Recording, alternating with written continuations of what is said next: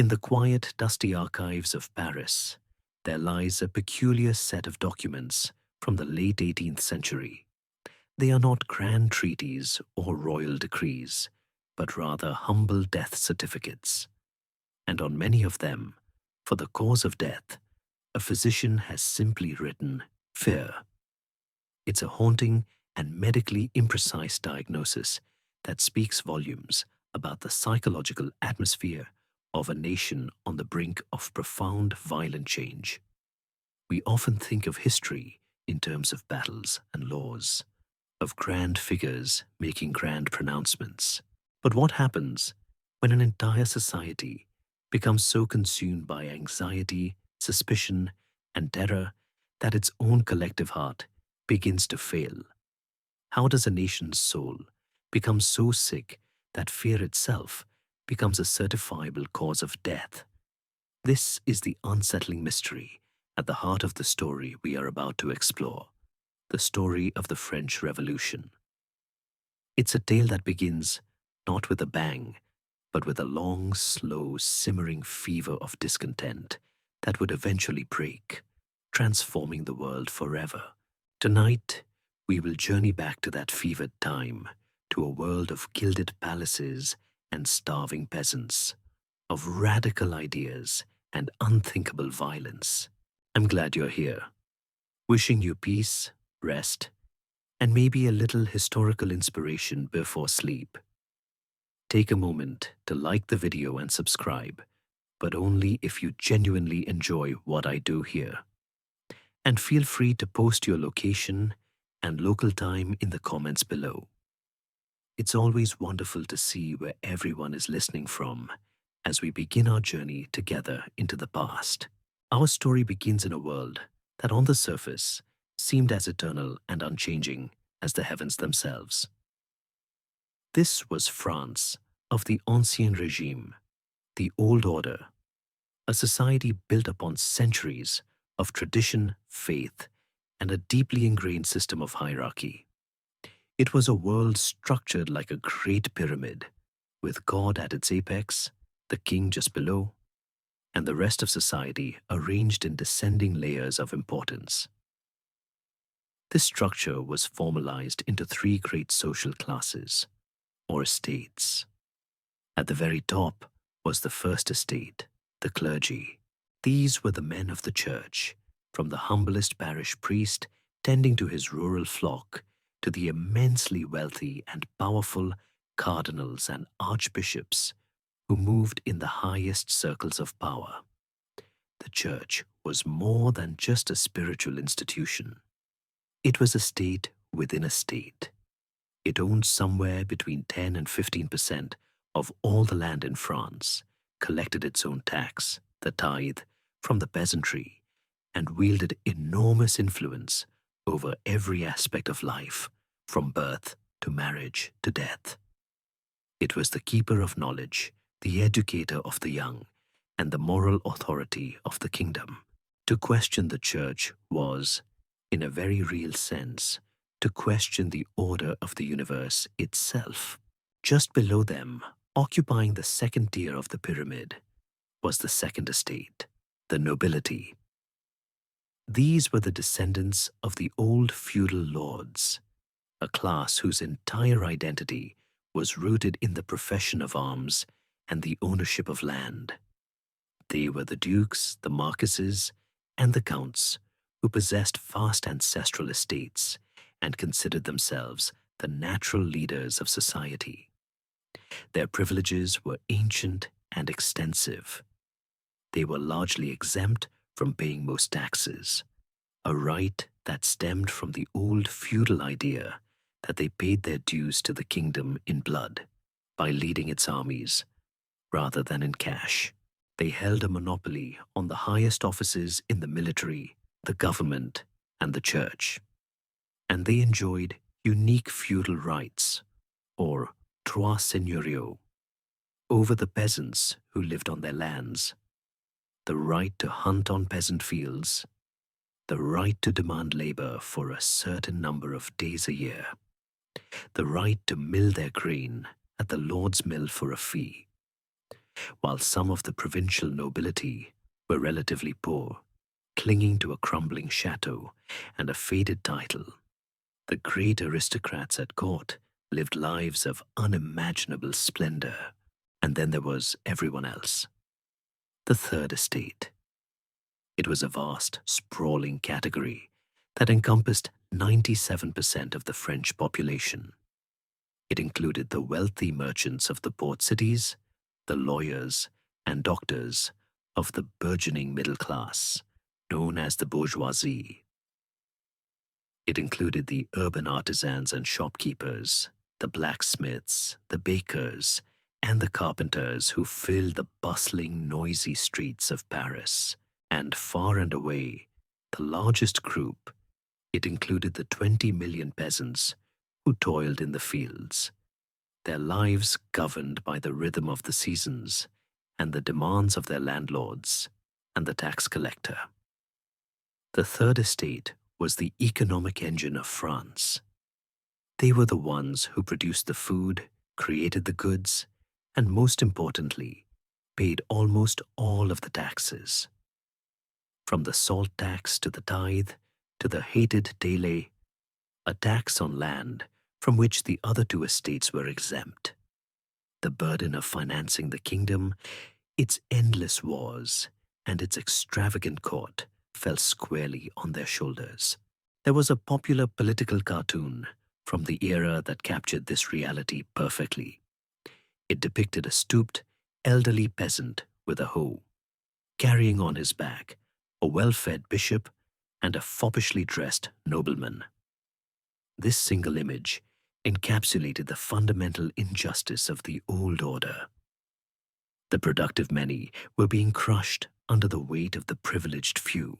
The ultimate symbol of this gilded, unequal world was the magnificent palace of Versailles.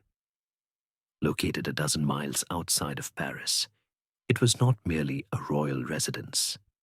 It was the gravitational center of the entire French universe. Begun by Louis XIV, the Sun King, it had been transformed from a humble hunting lodge into the most opulent and awe-inspiring palace in all of Europe, a breathtaking spectacle of manicured gardens, glittering chandeliers, and the famous Hall of Mirrors. Here, the king presided over a court life that was a masterpiece of political theater. Every moment of the monarch's day, from his waking up to his going to bed, was a public ceremony governed by a labyrinthine set of rules and etiquette. Thousands of nobles vied for the honor of being present at these rituals, competing for a glance from the king, a whispered word, or a favorable position in the room. This was by design. The Sun King had deliberately created this suffocating, narcissistic world to domesticate his powerful nobility by luring them to Versailles and trapping them in this endless cycle of ceremony and social intrigue. He had transformed them from dangerous, independent feudal lords into fawning courtiers, their power entirely dependent on royal favor. The great mystery for historians is how deeply the French people believed in this system. For centuries, most accepted it as natural, as divinely ordained. The king was the father of his people, and even when life was hard, loyalty to the throne was absolute. But by the late 18th century, the glue that held this ancient pyramid together was beginning to dissolve, and the glittering facade of Versailles could no longer hide the deep cracks forming in its foundations. While the high nobility were trapped in the golden cage of Versailles, playing out their elaborate rituals of status, a quiet but profound revolution was taking place in the minds of their countrymen. This was the age of enlightenment, a powerful intellectual and cultural movement that swept across Europe in the 18th century, and its epicenter was undoubtedly Paris. The Enlightenment championed the power of human reason as the primary tool for understanding the universe and improving the human condition. Thinkers known as the philosophes began to apply the principles of scientific inquiry, which had so successfully unlocked the secrets of the physical world, to the far messier worlds of society, government, and religion. They cast a cold, skeptical eye on traditions that had been accepted for centuries, questioning everything from the divine right of kings to the dogmas of the Catholic Church. For them, tradition was not a source of wisdom, but a potential source of error and superstition that needed to be examined, tested, and if found wanting, discarded. One of the sharpest and most famous of these intellectual swordsmen was Voltaire. A brilliant writer, poet, and playwright, he was a master of satire, and he wielded it with devastating effect against the twin pillars of the old order, the monarchy and the church. He famously declared, "I do not agree with what you have to say, but I'll defend to the death your right to say it," a powerful encapsulation of his belief in freedom of speech. He relentlessly attacked religious intolerance, superstition, and the immense, often corrupt, power of the established church. His writings were filled with a biting wit that made the powerful squirm and made his readers feel as though they were part of a clever, enlightened club, one that saw the world for what it truly was. He didn't necessarily call for the overthrow of the monarchy, but his constant attacks on its abuses and its claims to divine authority did the work of 1,000 revolutionary pamphlets, slowly eroding the reverence in which the old institutions were held. If Voltaire was the great critic of the old world, Jean-Jacques Rousseau was the visionary prophet of a new one. A more sentimental and radical thinker, Rousseau was concerned with the nature of freedom and the sources of inequality. In his seminal work, The Social Contract, he put forth a revolutionary idea. He argued that the only legitimate government was one that had the consent of the governed. He rejected the notion that a king ruled by God's will. Instead, he proposed that true sovereignty, the ultimate right to rule, resided not with the monarch, but with the people themselves. In what he called the general will, the king was not a master, but a servant of the people, and if he failed to serve their interests, they had every right to replace him. This was a political dynamite. It reframed the relationship between the ruler and the ruled, transforming subjects into citizens and turning obedience from a sacred duty into a conditional agreement. His ideas about the noble savage and the corrupting influence of society resonated deeply with those who felt alienated and oppressed by the artificial hierarchies of the ancien regime.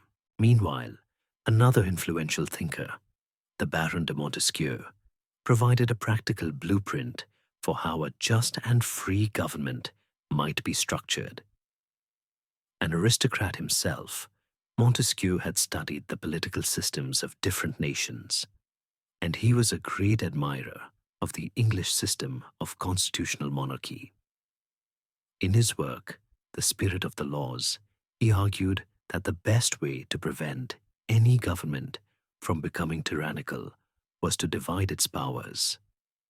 He proposed a separation of powers into 3 distinct branches: the executive, the king; the legislative, a parliament; and the judicial, the courts. By setting these different branches in opposition to one another, each acting as a check and balance on the others, the system would prevent any one person or group from accumulating too much power, thereby protecting the liberty of the citizens. This elegant concept would have a profound influence, not just on the French revolutionaries, but on the American founders as well. These were not just abstract theories debated in dusty studies. They were exciting, dangerous, and intoxicating ideas that spread with remarkable speed through French society. They were discussed in the elegant salons of Paris, where aristocratic women would host gatherings of the nation's sharpest minds to debate art, politics, and philosophy over coffee. They were argued over in the hundreds of new coffee houses that were springing up across the city, places where men of the middle class could read the latest newspapers and pamphlets and engage in lively political discourse. And most importantly, they were disseminated through the printed word. The crowning achievement of the French Enlightenment was the Encyclopédie, a massive multi-volume collection of human knowledge edited by Denis Diderot. On the surface, it was a simple encyclopedia with articles on everything from anatomy to zinc mining. But woven throughout its pages was a subtle but persistent critique of the existing order. Its articles on government implicitly favored reason and popular consent over divine right, and its entries on religious topics treated Christian dogma with a detached scientific skepticism. The government and the church rightly saw it as a deeply subversive work and tried to suppress it, but it was too popular. It became a bestseller, spreading the Enlightenment's critical spirit to every corner of the kingdom. The great historical debate is how deeply these ideas penetrated the different layers of society. Did the average peasant in the field really care about Rousseau's concept of the general will? Probably not directly. But these ideas created a new critical vocabulary and a new set of expectations, especially among the educated and ambitious members of the Third Estate. Lawyers, journalists, and local officials began to speak of citizenship, natural rights, and the nation. They started to see the injustices of the tax system and the privileges of the nobility not as an unfortunate but inevitable part of life, but as a violation of a rational and just social order. The Enlightenment didn't cause the French Revolution, but it created the intellectual and cultural framework that made it possible. It gave the revolutionaries a language to articulate their grievances and a vision of a better, more rational, and more just world to replace the one they sought to tear down. The old pyramid, built on faith and tradition, was now being assaulted by the powerful new forces of reason and skepticism. Ideas, no matter how powerful, rarely start a revolution on their own. They need a catalyst, a crisis that exposes the weaknesses of the old system so glaringly that it can no longer be ignored. In the case of France, that catalyst was money, or rather, a catastrophic lack of it. While the philosophes were questioning the theoretical legitimacy of the monarchy, a far more practical and urgent problem was unfolding in the royal treasury. The kingdom was hurtling towards complete and utter bankruptcy.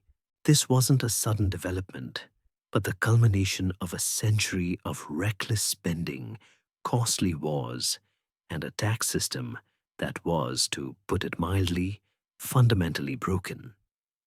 The French monarchy had a spending problem of epic proportions, and the bill was finally coming due. A significant portion of this spending was, of course, the staggering cost of maintaining the royal court and the monarchy's prestige. Versailles was not just a palace, it was a voracious consumer of the national wealth. The endless cycle of balls, banquets, and elaborate court ceremonies, the pensions paid to thousands of favored nobles, and the constant construction and redecoration projects all cost a fortune. And at the center of this world of extravagance was the Queen, Marie Antoinette. The Austrian-born wife of King Louis XVI became, fairly or unfairly, the living symbol of the monarchy's disconnect from the suffering of its people. She was young, beautiful, and utterly tone-deaf to the realities of life outside the palace walls. Stories, often wildly exaggerated by libelous pamphlets, circulated about her lavish lifestyle, her towering powdered hairstyles, her extravagant custom-made gowns, and her charmingly rustic fantasy farm, the Yameau de la Reine, built on the grounds of Versailles, where she and her ladies-in-waiting could play at being simple shepherdesses, complete with perfumed sheep. Her supposed declaration, upon hearing that the peasants had no bread, "Let them eat cake," is almost certainly a myth, but the fact that people believed it speaks volumes about her reputation. The historical debate over her role is complex. She was a foreigner caught in a political snake pit, and much of the criticism was fueled by misogyny and xenophobia.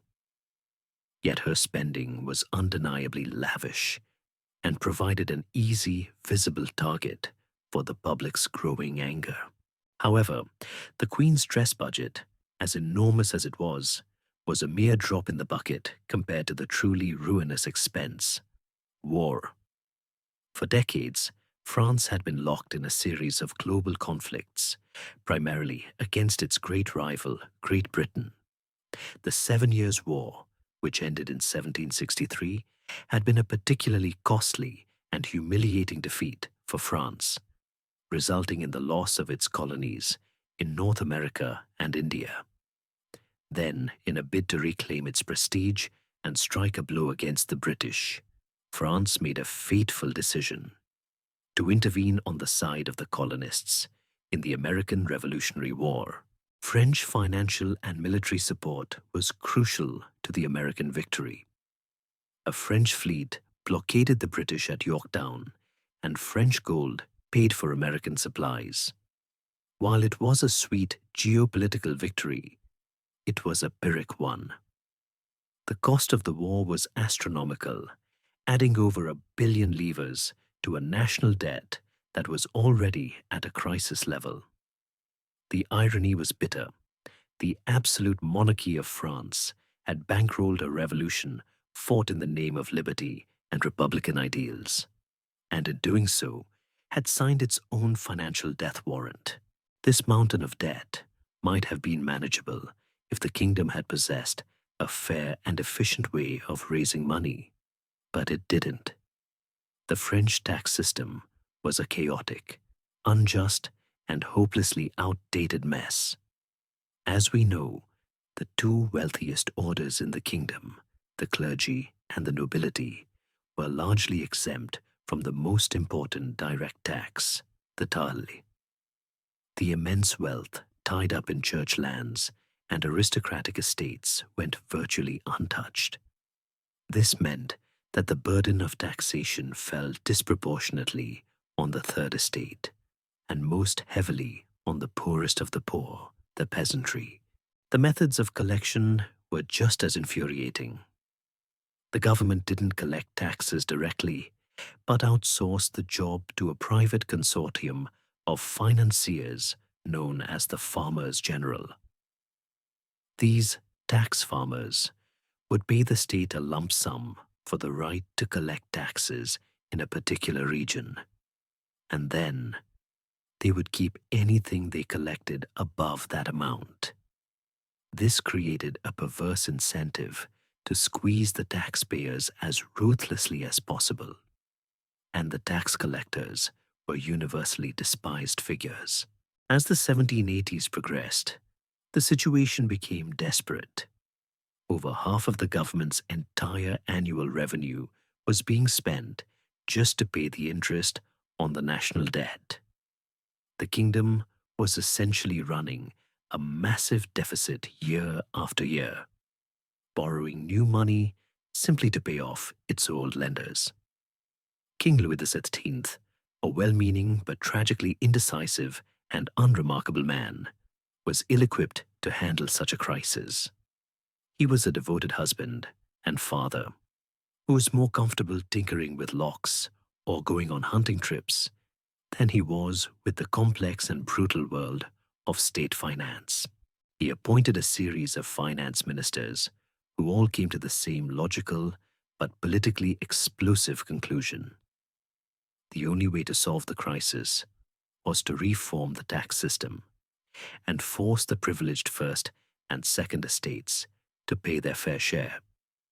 Charles Alexandre de Calonne, one such minister, presented a sweeping reform package that included a new land tax that would be paid by all landowners, regardless of their social status.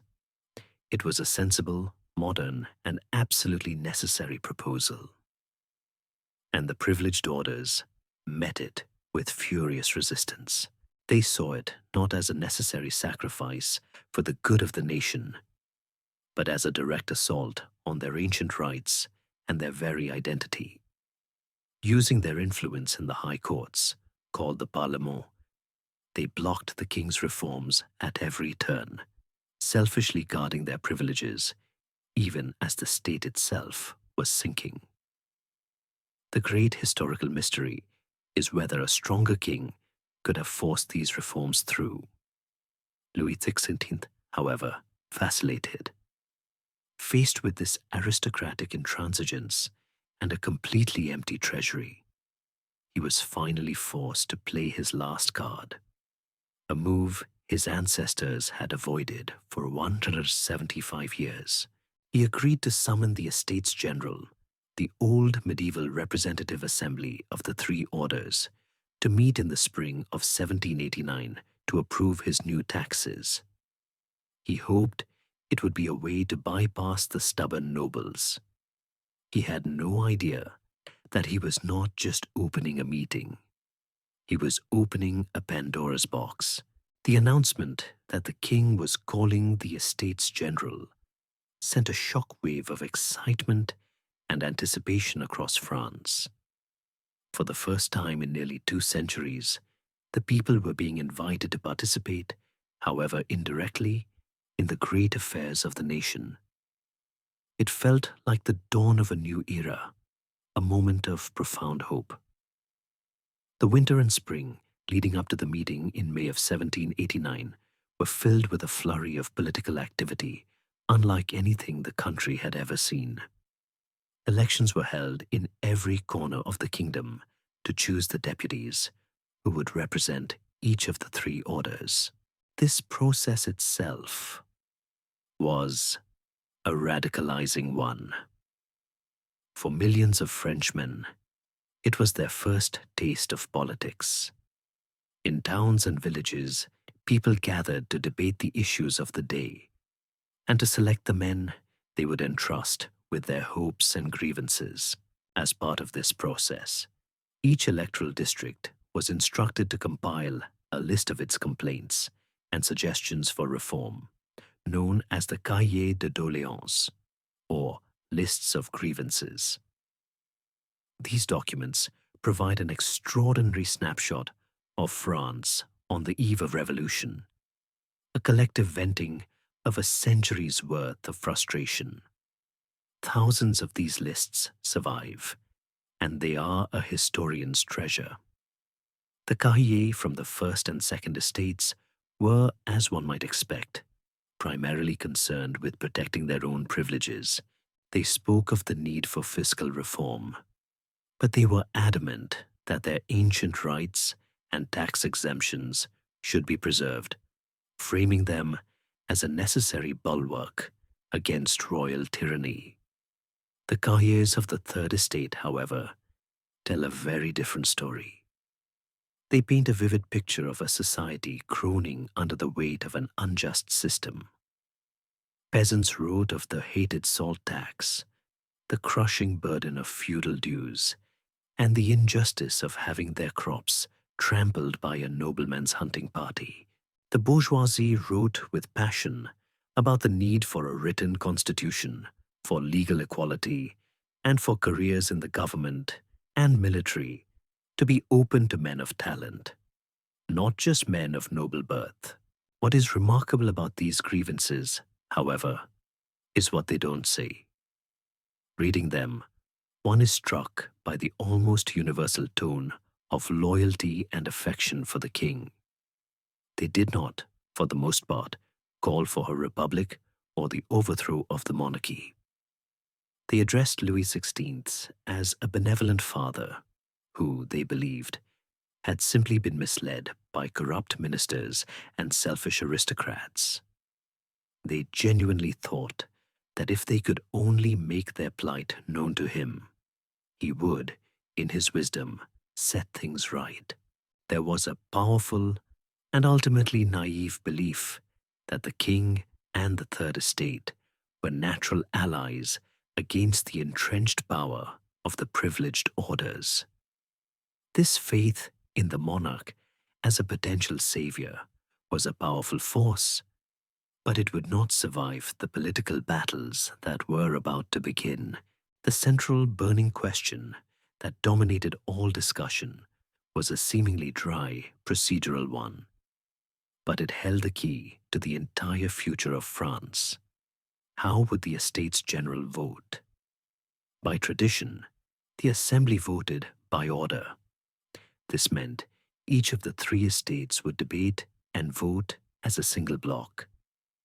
The First Estate would get one vote, the Second Estate would get one vote, and the Third Estate would get one vote.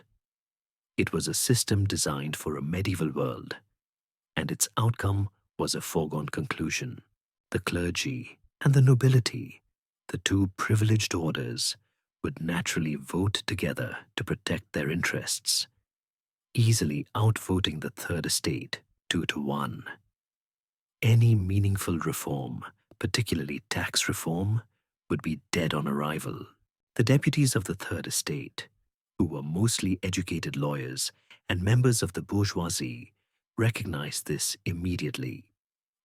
They arrived at Versailles armed with a powerful new sense of their own importance. They knew that they represented not just an order, but the overwhelming majority of the nation itself. They began to argue for a different system, voting by head. In this system, each individual deputy would get one vote. In a crucial early concession, the king had agreed that the Third Estate could elect twice as many deputies as the other two orders, roughly 600 for them compared to 300 each for the clergy and nobility. This doubling of the third meant that if they could achieve voting by head, they would have a numerical majority. They could then hope to peel off reform-minded parish priests from the First Estate and a few liberal nobles from the Second, giving them the power to enact a sweeping program of change. The entire revolution, in its early stages, hinged on this single issue. The most forceful and articulate argument for the supremacy of the Third Estate came from a pamphlet written by a clergyman, the Abbé Emmanuel Joseph Sieyès. His work, titled "What is the Third Estate?", was an electrifying piece of political rhetoric that swept through the country.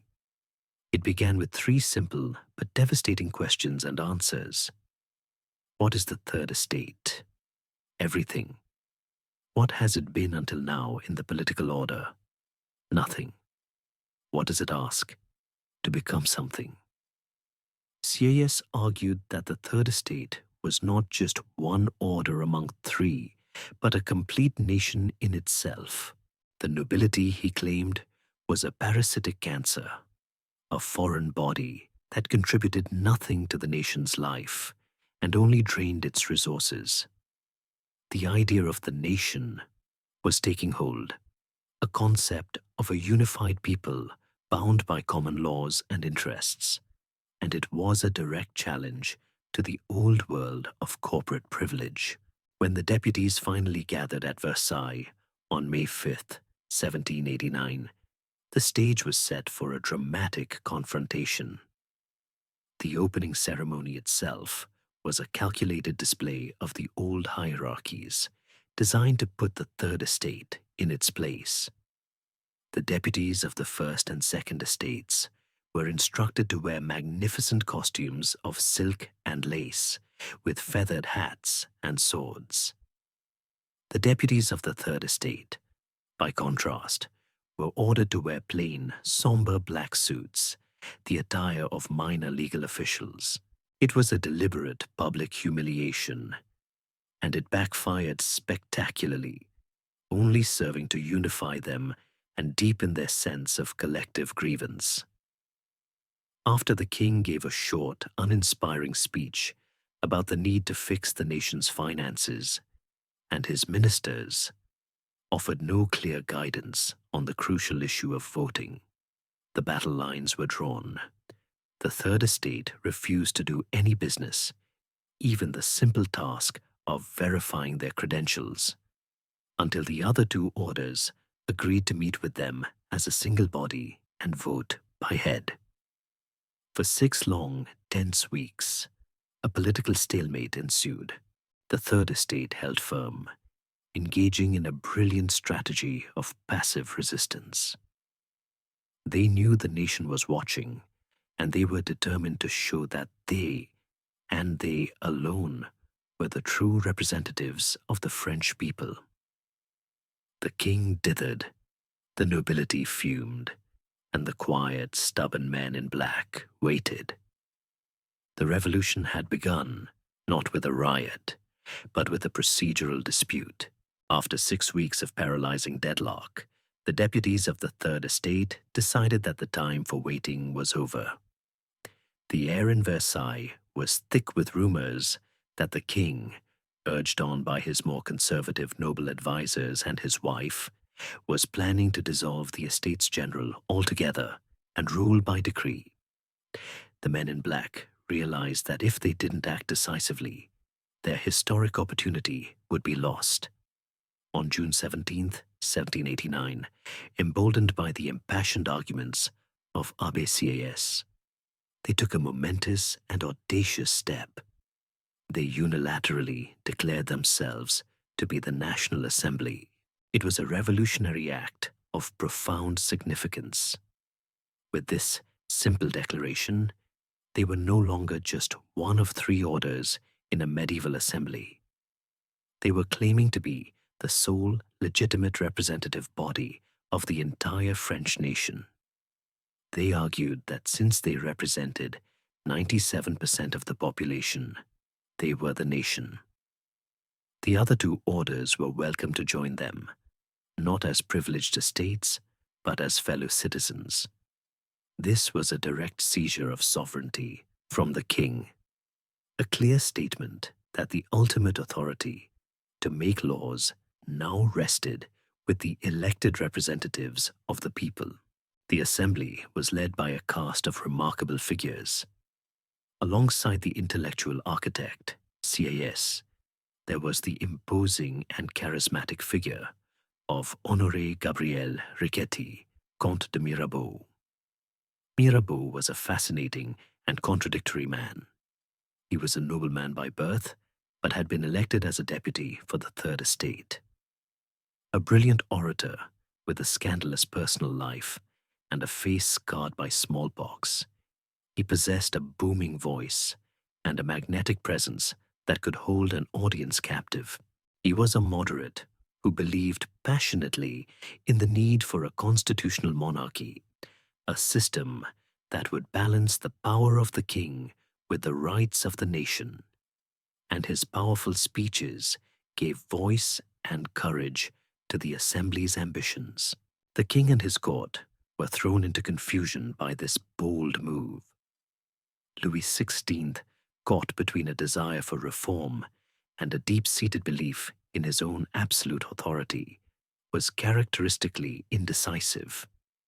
His more hardline advisers, including his younger brother, the Comte d'Artois, urged him to use force to crush this nascent rebellion.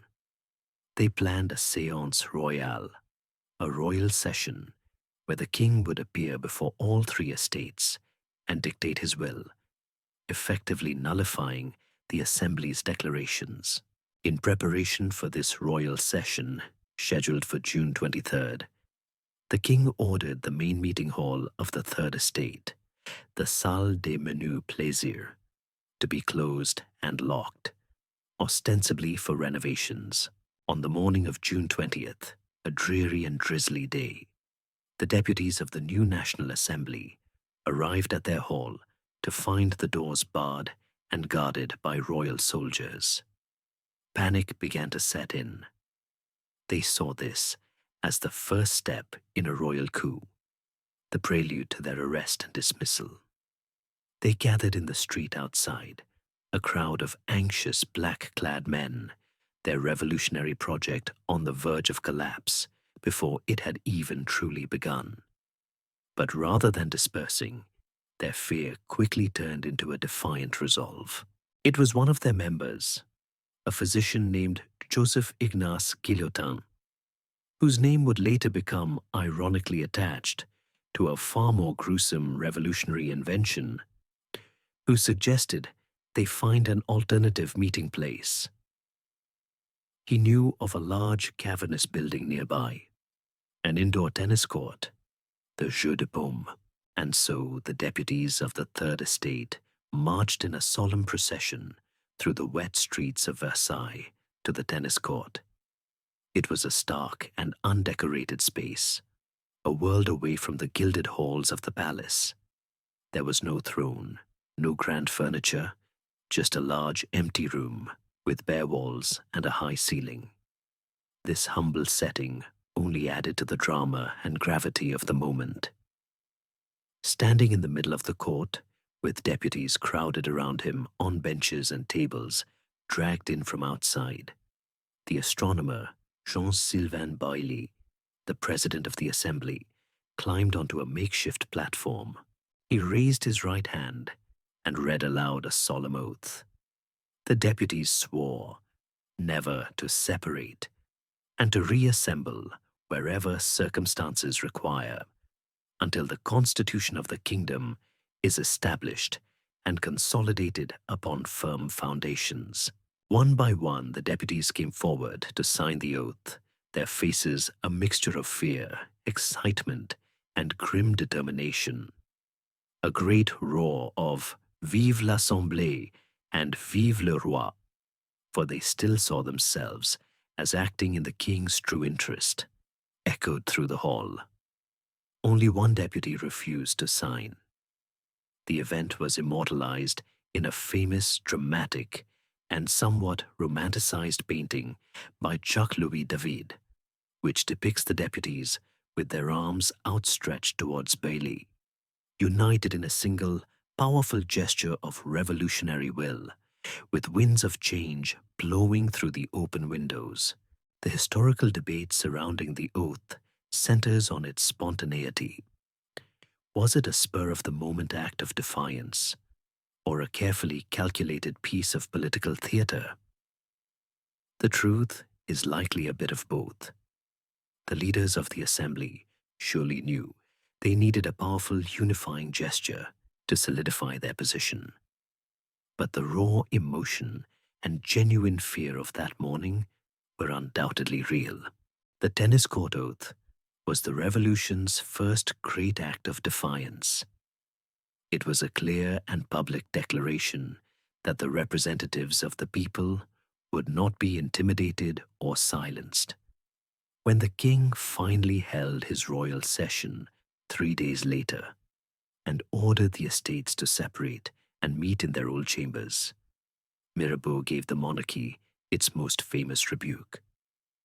When the royal master of ceremonies repeated the king's command to disperse, Mirabeau thundered, "Go, tell those who sent you that we are here by the will of the people, and we will not leave our places except by the force of bayonets."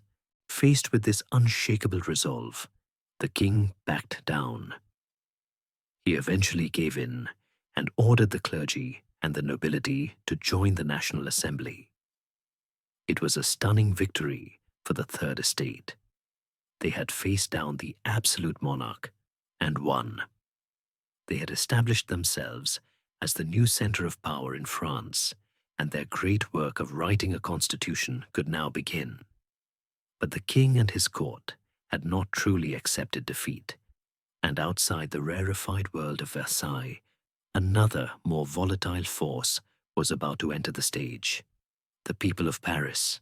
The political victories at Versailles were thrilling, but they were taking place in a vacuum.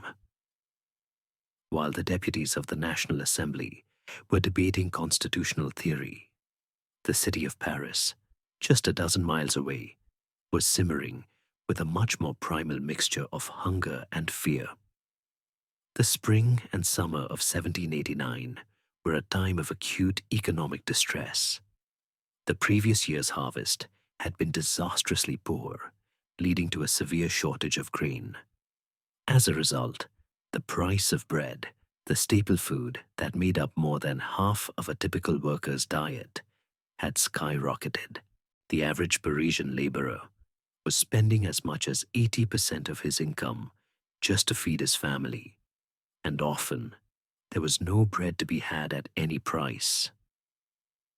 This desperation fueled a palpable sense of anger and injustice, a feeling that the people were starving while the aristocrats and the king feasted at Versailles. The baker's shop became a new political stage, a place of rumors, resentment, and a growing conviction that the famine was not an act of God, but a deliberate plot by the nobility to starve the people into submission. This hunger was now compounded by fear. King Louis XVI had publicly accepted the National Assembly, but his actions told a different story. In late June and early July, he began to quietly summon thousands of troops, mostly reliable foreign mercenaries like Swiss and German regiments, to the Paris region. By early July, the capital was surrounded by a ring of some 20,000 soldiers. The official reason was to maintain order, but no one in Paris believed it. They saw the troops for what they were, a threat. The king, it seemed, was preparing to launch his counter-revolution, to use military force to dissolve the assembly and crush the hopes of the Third Estate. The city was a tinderbox, and the air crackled with the nervous energy of an impending storm. Political orators took to the streets, holding impromptu speeches in public squares and gardens, most famously at the Palais Royal, where a fiery young journalist named Camille Desmoulins urged the people to take up arms. The final spark fell on July 11th. King Louis, finally giving in to the hardline faction at court, dismissed and exiled his popular finance minister, Jacques Necker. Necker was a Swiss Protestant, and while his actual abilities as a financier were debatable, he was seen by the public as their man in the government, the one minister who was genuinely trying to solve the crisis and who was sympathetic to the cause of the Third Estate. His dismissal was interpreted as a declaration of war, a clear sign that the royalist coup was about to begin. When news of Necker's firing reached Paris on July 12th, the city erupted. Crowds poured into the streets, carrying wax busts of Necker salvaged from a local museum. They clashed with royal cavalry units, and the city descended into a state of near anarchy.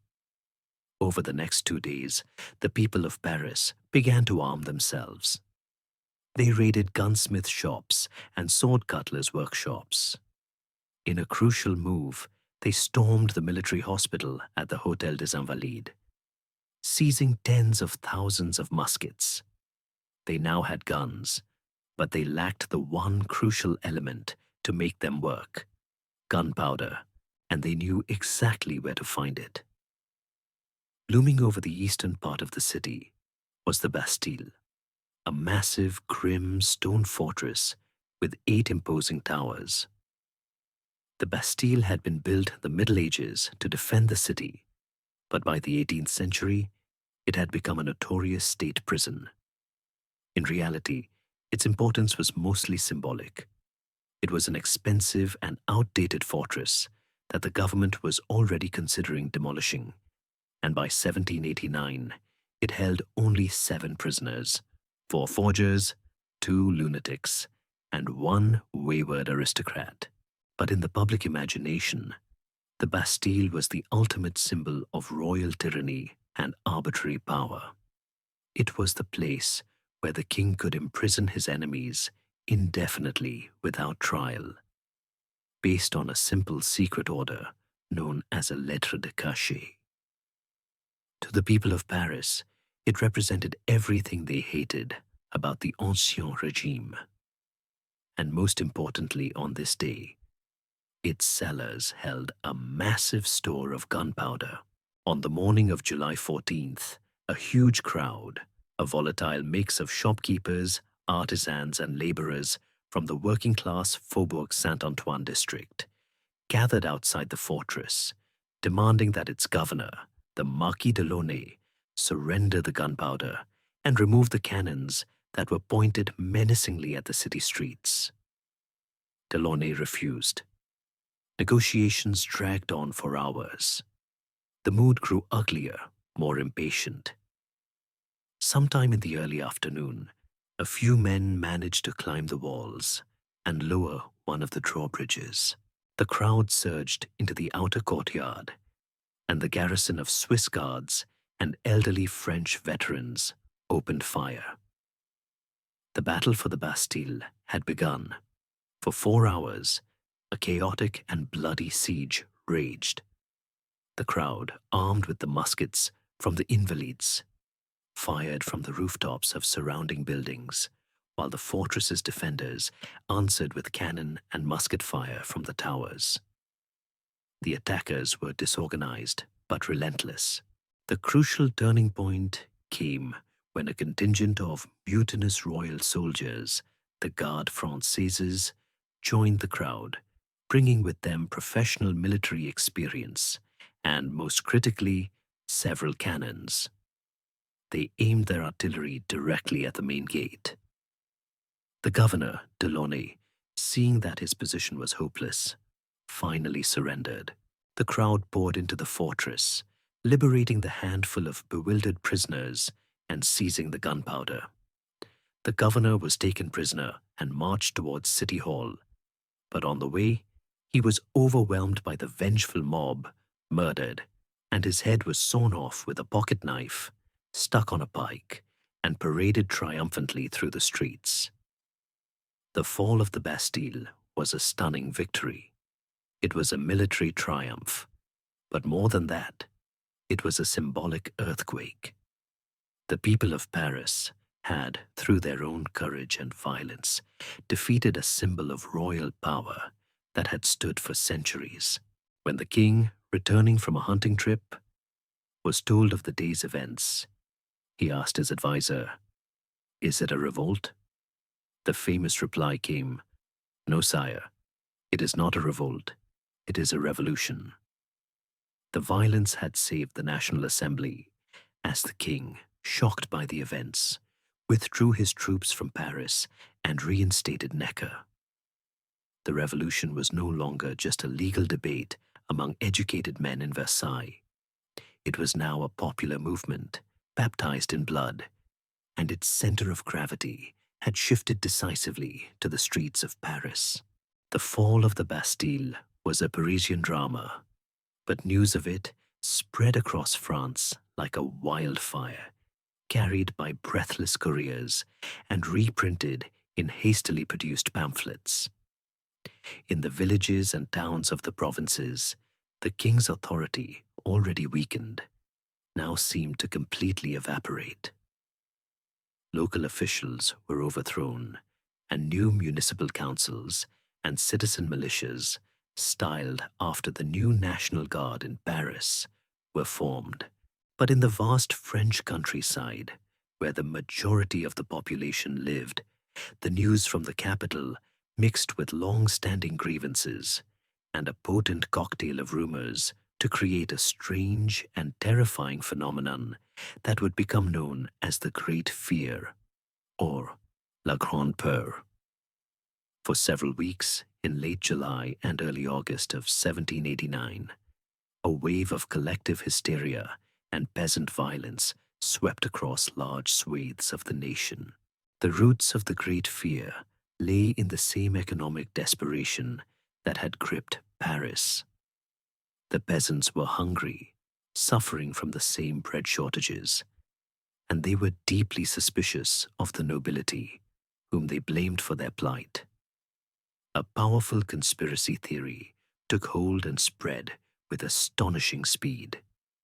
The aristocrats, furious at the Third Estate's victory at Versailles, were supposedly taking their revenge by hiring armies of brigands and vagrants to roam the countryside, burning crops and ripening harvests in the fields to starve the people into submission.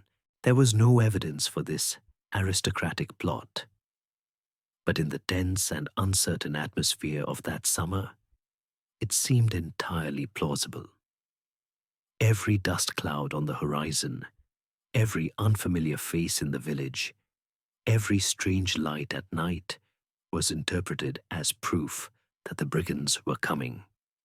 The fear was infectious, and it triggered a massive defensive mobilization.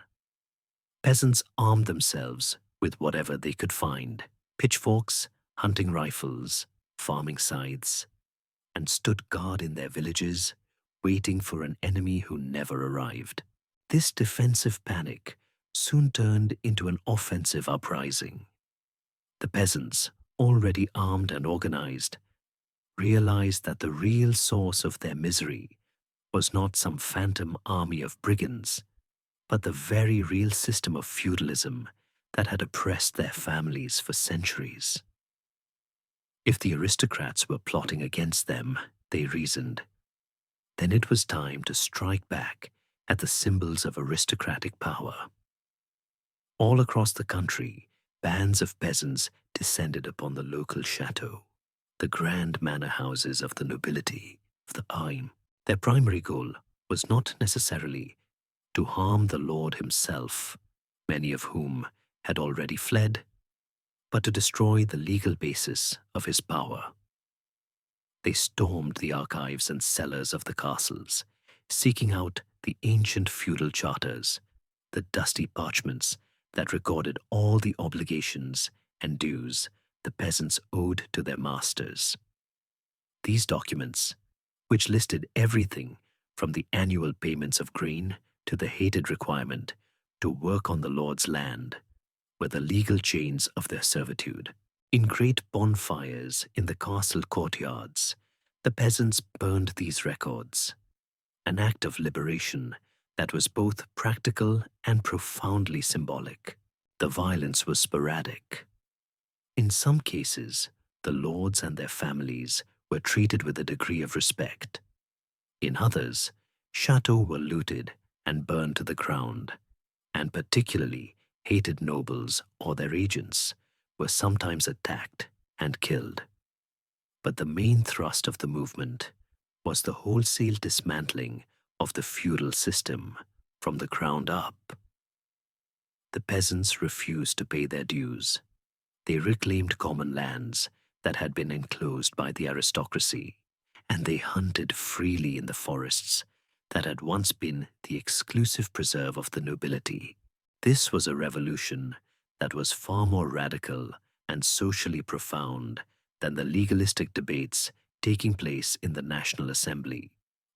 It was a direct, violent, and largely successful peasant war against the remnants of medieval France. News of this chaos in the countryside soon reached the deputies at Versailles, and it filled them with alarm.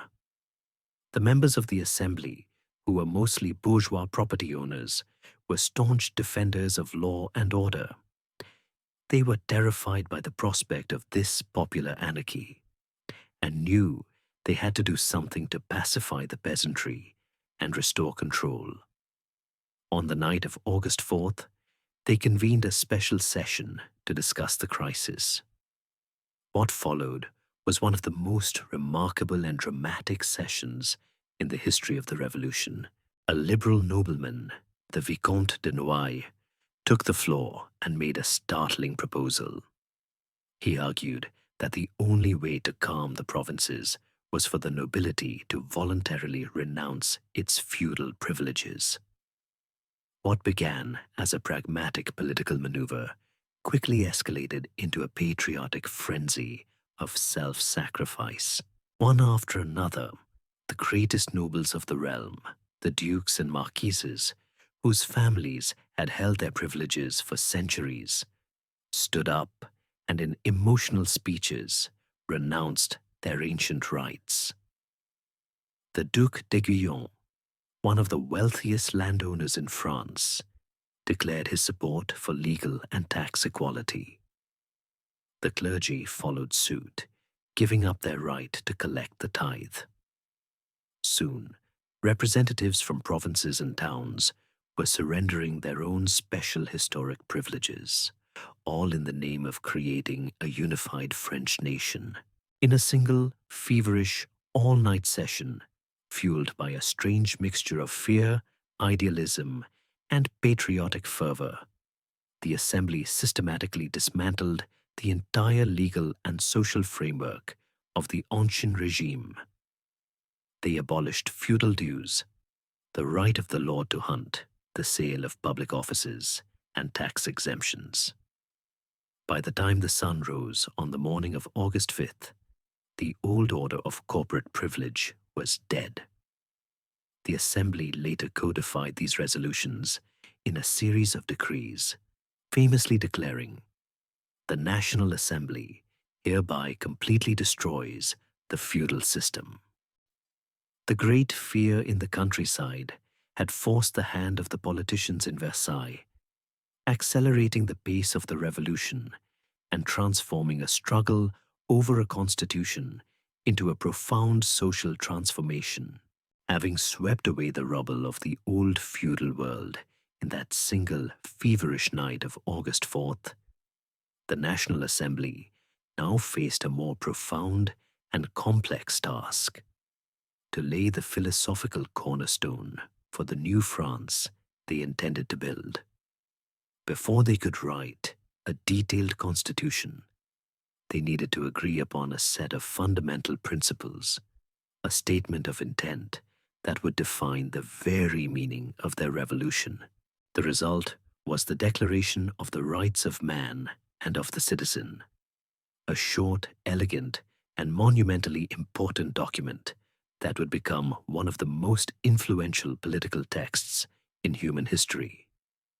Issued in late August 1789, it was the revolution's birth certificate, a lyrical and powerful articulation of the enlightenment ideals that had been bubbling under the surface of French society for decades.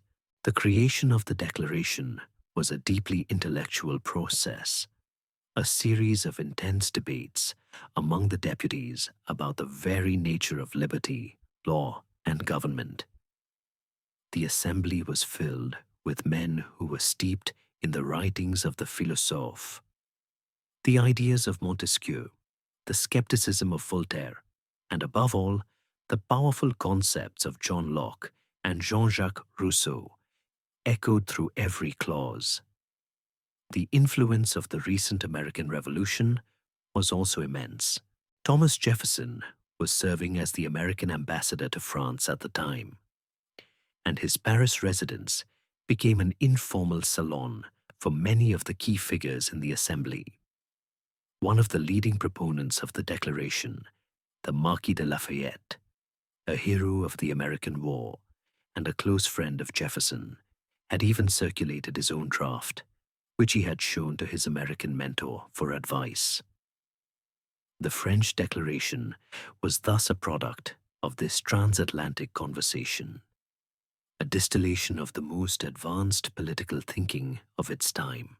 The document opens with a majestic and soaring preamble stating that the ignorance, neglect, or contempt of the rights of man are the sole cause of public calamities and of the corruption of governments. To prevent this, it seeks to set forth in a solemn declaration the natural, unalienable, and sacred rights of man. This very first sentence was a revolution in itself. It located the source of political legitimacy not in the will of God or the traditions of a dynasty, but in the inherent rights of individual human beings. The 17 articles that follow build upon this foundation, creating a blueprint for a new kind of society. The first and most famous article declares, "Men are born and remain free and equal in rights." This single sentence was a dagger to the heart of the ancien regime, with its intricate pyramid of legal privileges and hereditary status. It was a formal rejection of the idea that a person's worth or opportunities should be determined by the accident of their birth. The Declaration goes on to define these natural rights as liberty, property, security, and resistance to oppression. It was a clear statement that the primary purpose of any government was not to aggrandize a king or enforce religious dogma, but to protect the lives and freedoms of its individual citizens. Many of the articles dealt with the nature of law and justice. The Declaration asserts that all citizens are equal before the law, that no one can be arrested or punished except according to established legal procedures, and that every person is presumed innocent until proven guilty. This was a direct assault on the arbitrary justice of the old monarchy, with its secret lettres de cachet and its brutal methods of interrogation. It enshrined the principle of popular sovereignty, stating explicitly in Article 3 that the principle of all sovereignty resides essentially in the nation. No body nor individual may exercise any authority which does not proceed directly from the nation. The law, it continues, is to be an expression of the general will, and all citizens have the right to participate in its formation, either personally or through their representatives. The king was no longer the source of law, the nation was. The Declaration also championed the great Enlightenment freedoms: freedom of speech, freedom of the press, and freedom of religion.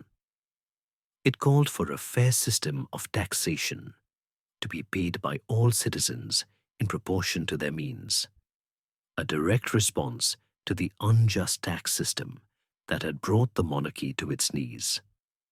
And finally, it established the principle of public accountability, stating that society has the right to require every public agent to account for their administration.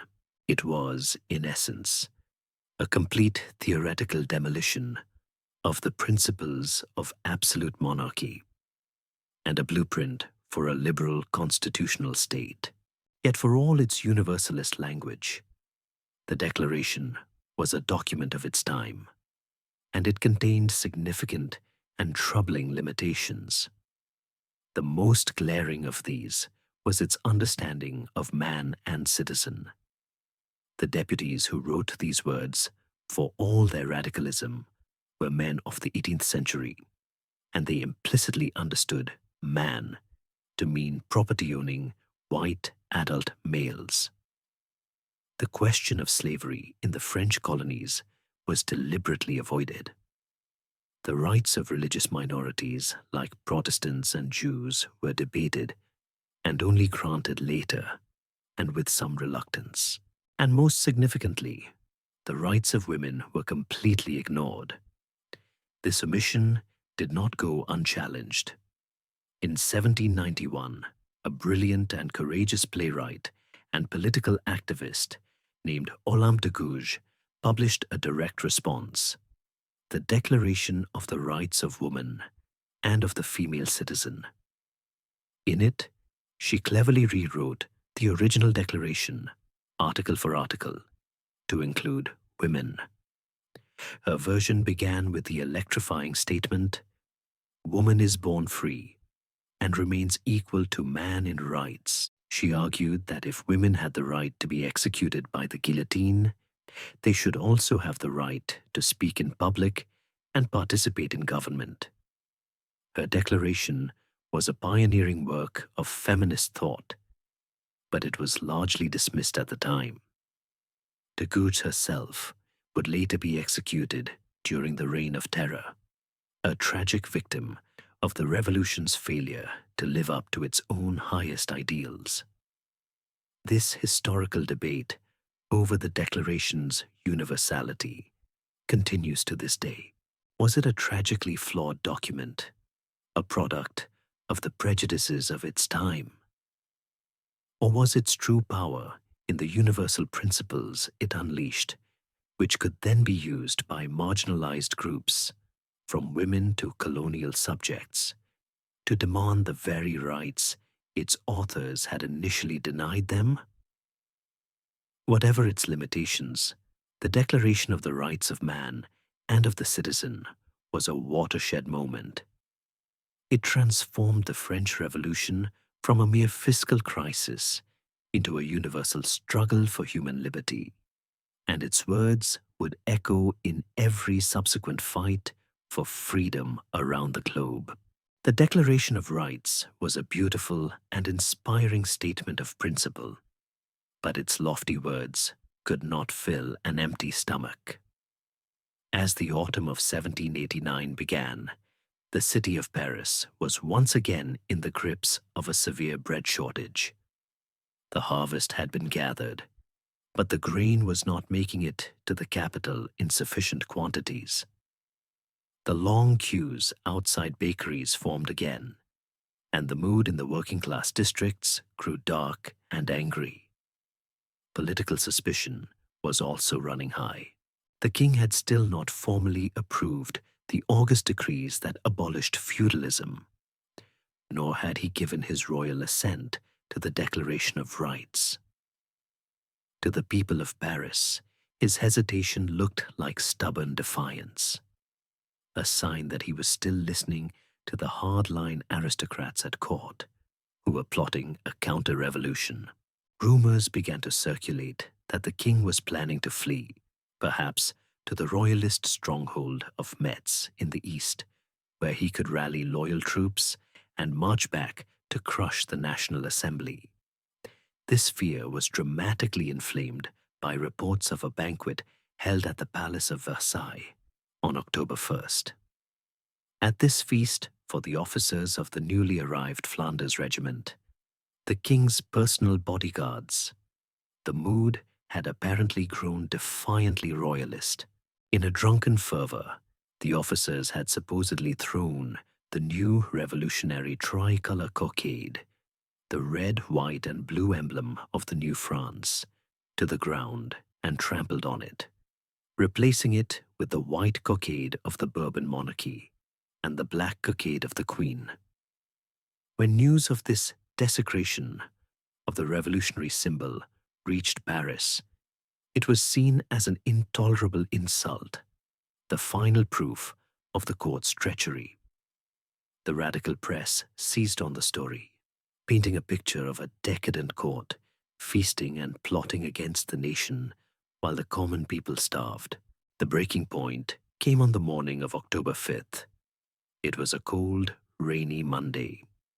The women of the central markets of Paris, the formidable poissards or fishwives, known for their sharp tongues and physical toughness, had finally had enough.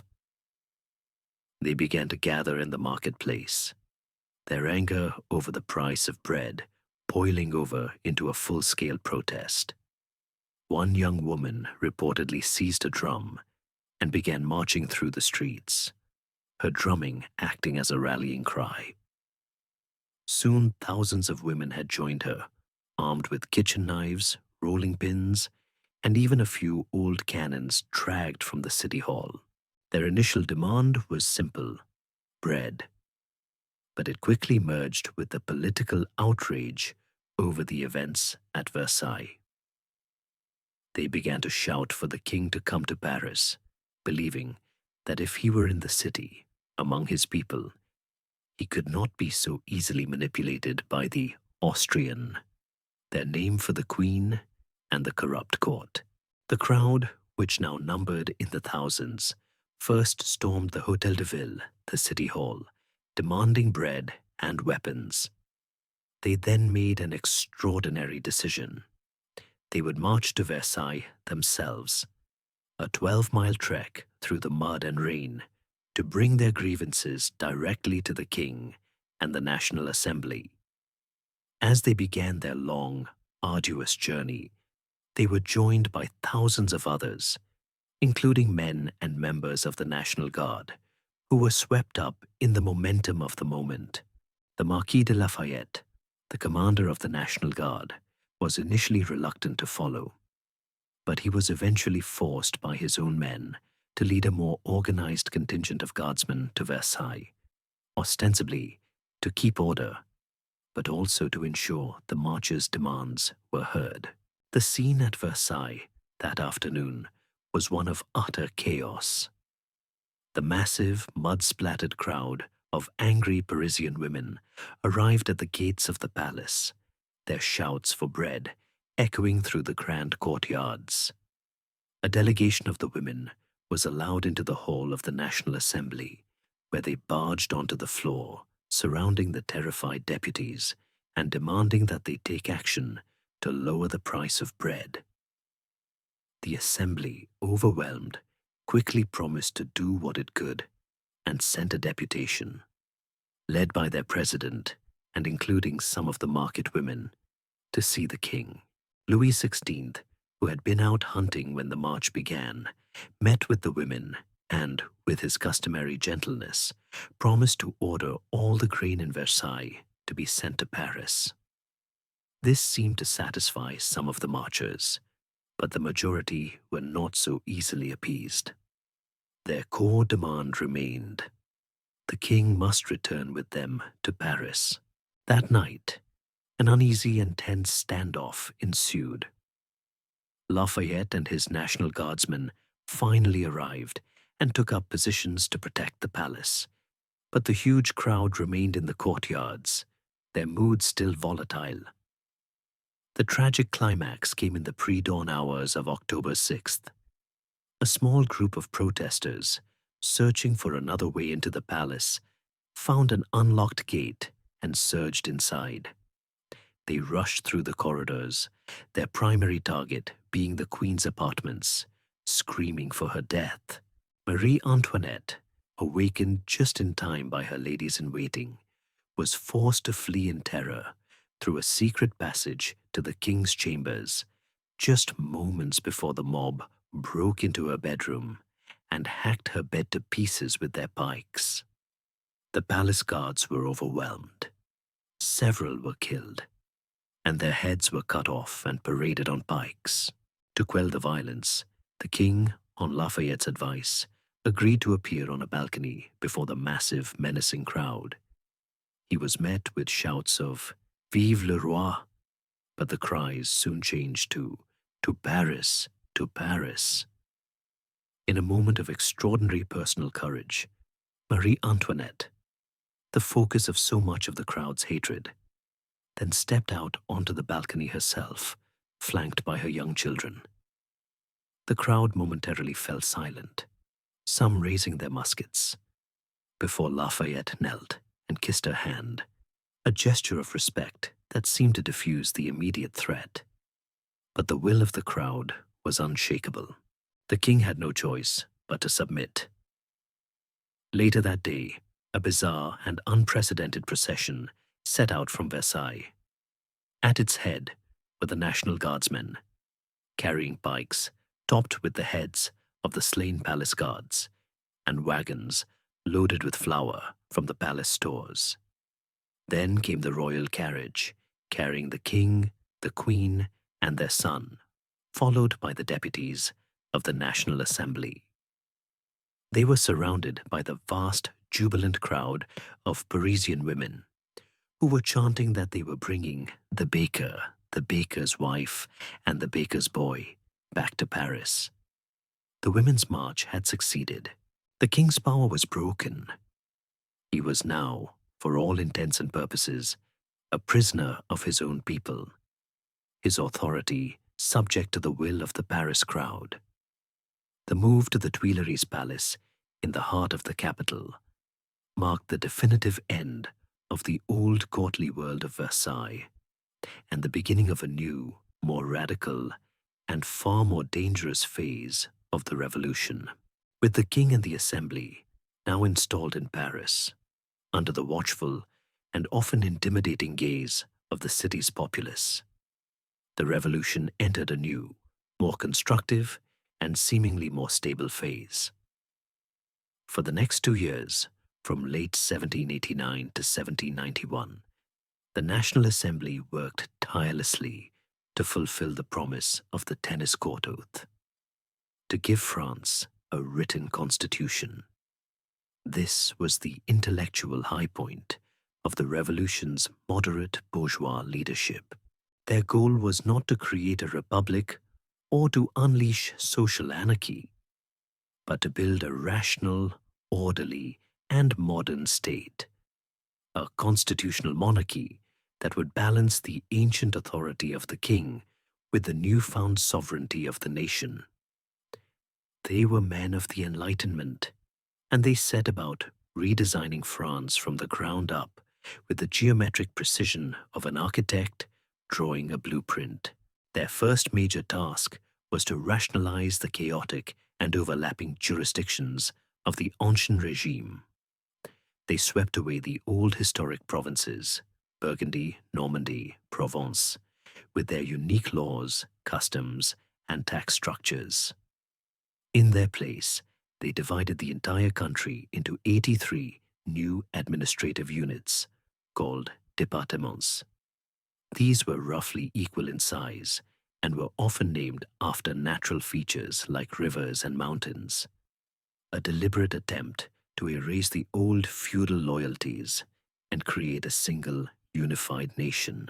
They reformed the legal system, abolishing the hated parliaments and creating a new, more uniform system of courts with elected judges. It was a monumental work of administrative centralization, creating the framework for the modern French state. The Assembly also tackled the problem that had started the revolution in the first place: the state's catastrophic finances. To solve the debt crisis and to fund the new government, they made a bold and highly controversial move. In late 1789, they voted to nationalize all the property of the Catholic Church. The vast landholdings of the clergy, which, remember, made up over 10% of all the land in France, were seized by the state. This immense wealth was then used as collateral to back a new form of paper money, the assignats. The idea at first was that people could buy these bonds, which they could then use to purchase the confiscated church lands. But the assignats soon began to circulate as a regular currency. This policy had a dual purpose. It solved the government's immediate financial problems, and it also created a new class of property owners, mostly wealthy peasants and bourgeois, who now had a vested financial interest in the success of the revolution. If the monarchy were ever to be restored, they might lose their new lands, a powerful incentive to oppose any counter-revolution. To further rationalize the economy, the Assembly abolished all internal customs barriers, creating a single national market, and dismantled the old medieval guilds, promoting free enterprise. However, in a move that revealed their pro-business, anti-labor bias, they also passed the Le Chapelier Law in 1791, which banned all workers' associations and trade unions, a blow to the aspirations of the urban working class. The centerpiece of their efforts was, of course, the Constitution of 1791. After 2 years of debate, it finally established a limited constitutional monarchy.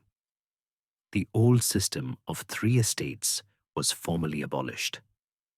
The new government was to be dominated by a single legislative body, the Legislative Assembly, which would be responsible for making all the laws. The king, now officially titled the King of the French, rather than the King of France, to signify that his power came from the people, was granted a limited, suspensive veto. He could delay the passage of a law, but he could not block it permanently if the assembly passed it multiple times. It was a system that placed the real power squarely in the hands of the elected representatives. However, the right to vote and to hold office was not universal. The assembly, fearful of the mob, distinguished between active and passive citizens. Only men over 25, who paid a certain amount in taxes, the active citizens, were given the right to vote. This meant that while all citizens had equal civil rights, only the propertied classes, about half the adult male population, were granted full political rights. But the Assembly's most fateful and divisive reform was its complete overhaul of the Catholic Church.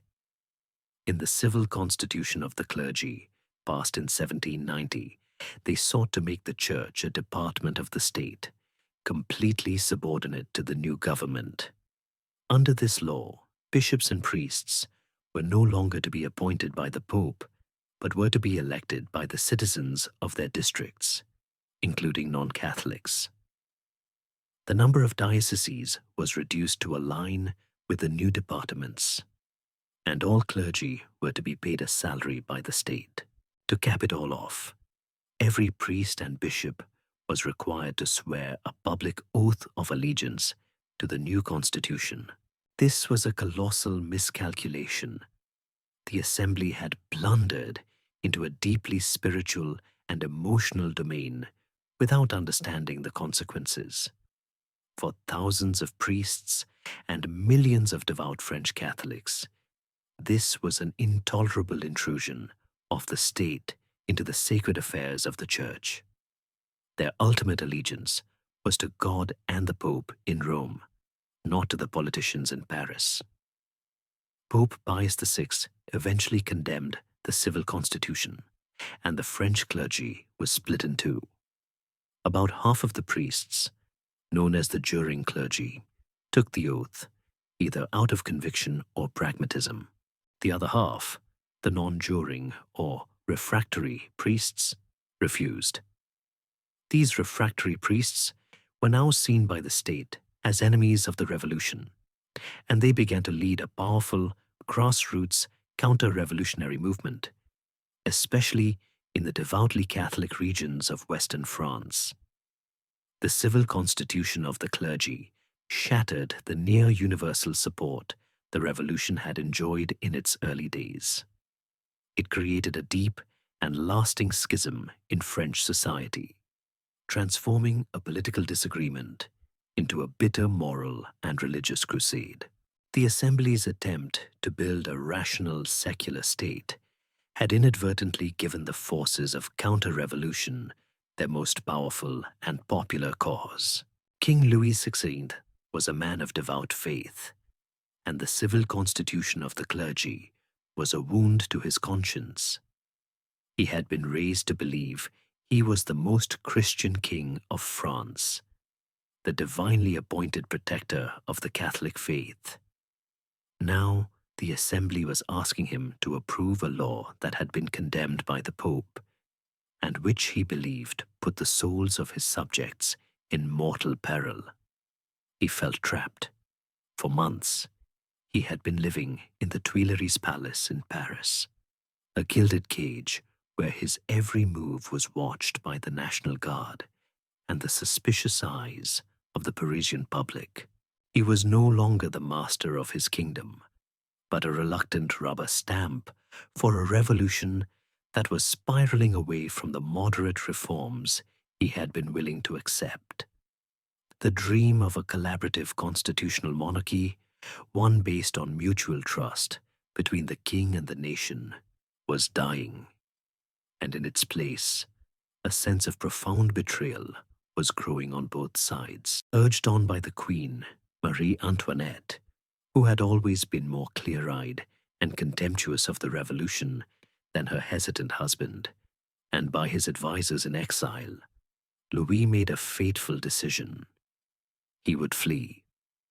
The plan was not to abandon France altogether, but to escape from the radical cauldron of Paris and travel to the eastern frontier, to the town of Montmédy.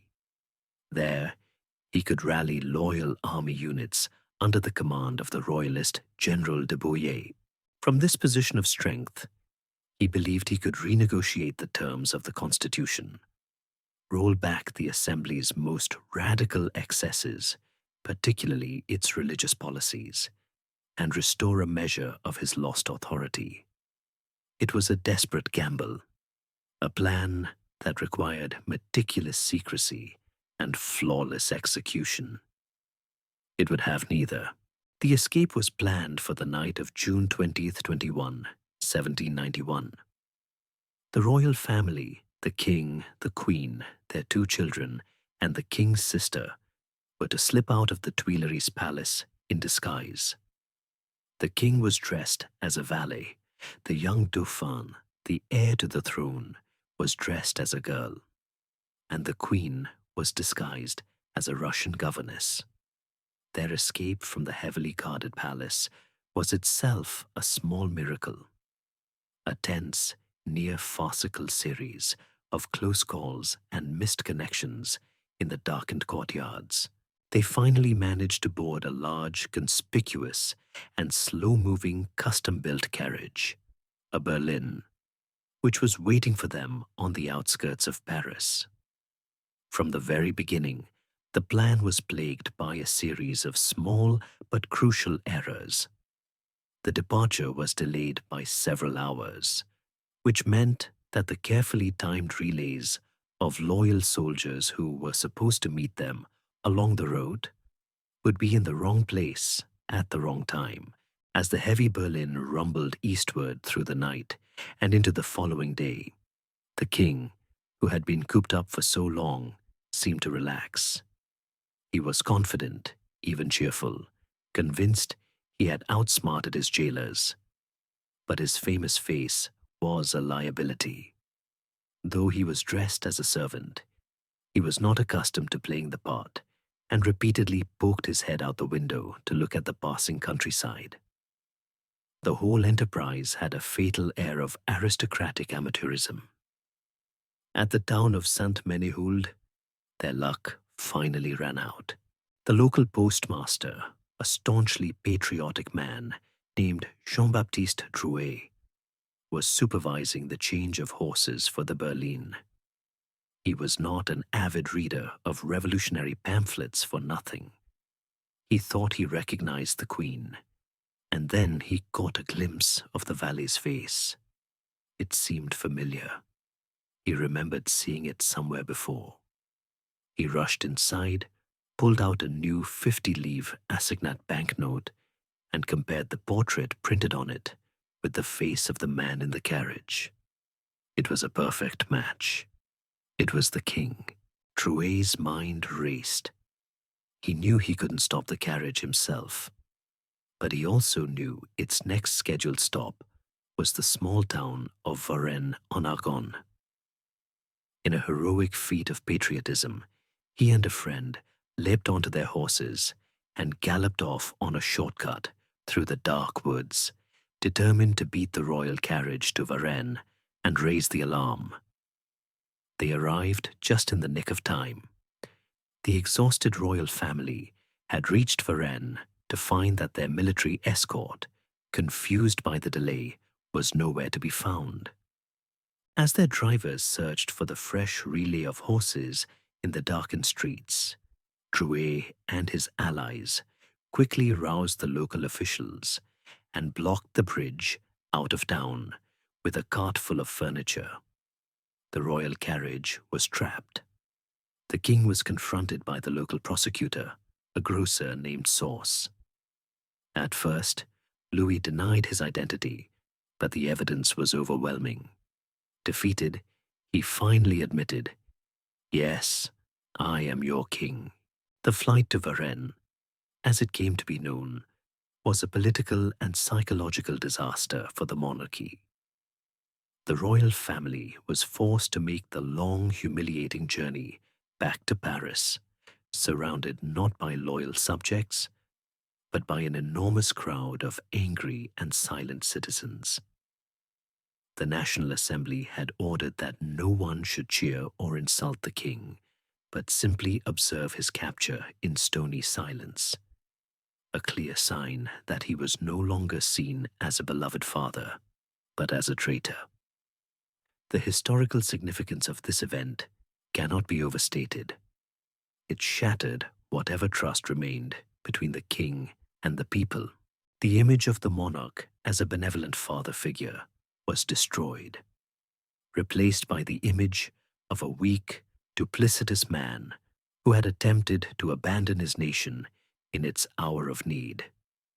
His flight was seen as a clear repudiation of the revolution and the constitution he had sworn to uphold.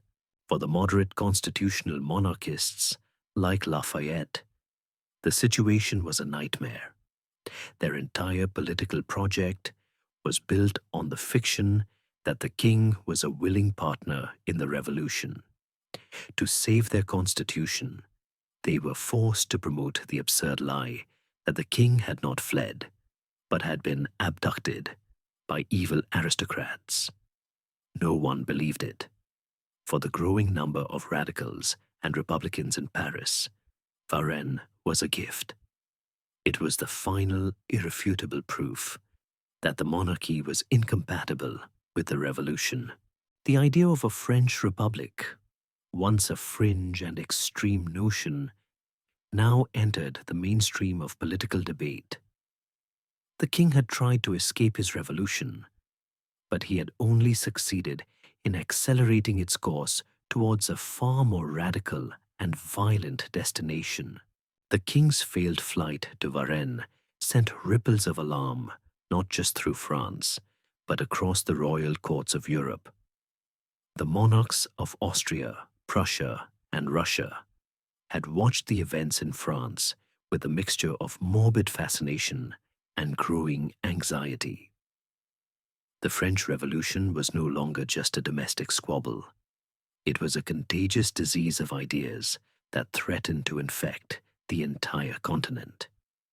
The thought of popular sovereignty, of citizens putting their king on trial, was a terrifying prospect to rulers whose power rested on the unquestioned principles of divine right and hereditary succession. Marie Antoinette's brother, the Holy Roman Emperor Leopold II of Austria, was now under immense pressure from aristocratic French émigrés to intervene and restore the authority of the French crown. In August 1791, the rulers of Austria and Prussia met and issued a joint statement known as the Declaration of Pillnitz. On the surface, it was a piece of diplomatic blustering. The two monarchs declared that the situation of the French king was a matter of common interest to all the sovereigns of Europe and threatened vague, unspecified military action if the royal family was harmed. They made any intervention conditional on the cooperation of all the other major European powers, which they knew was highly unlikely to happen. The declaration was a carefully worded attempt to sound menacing without actually committing to anything.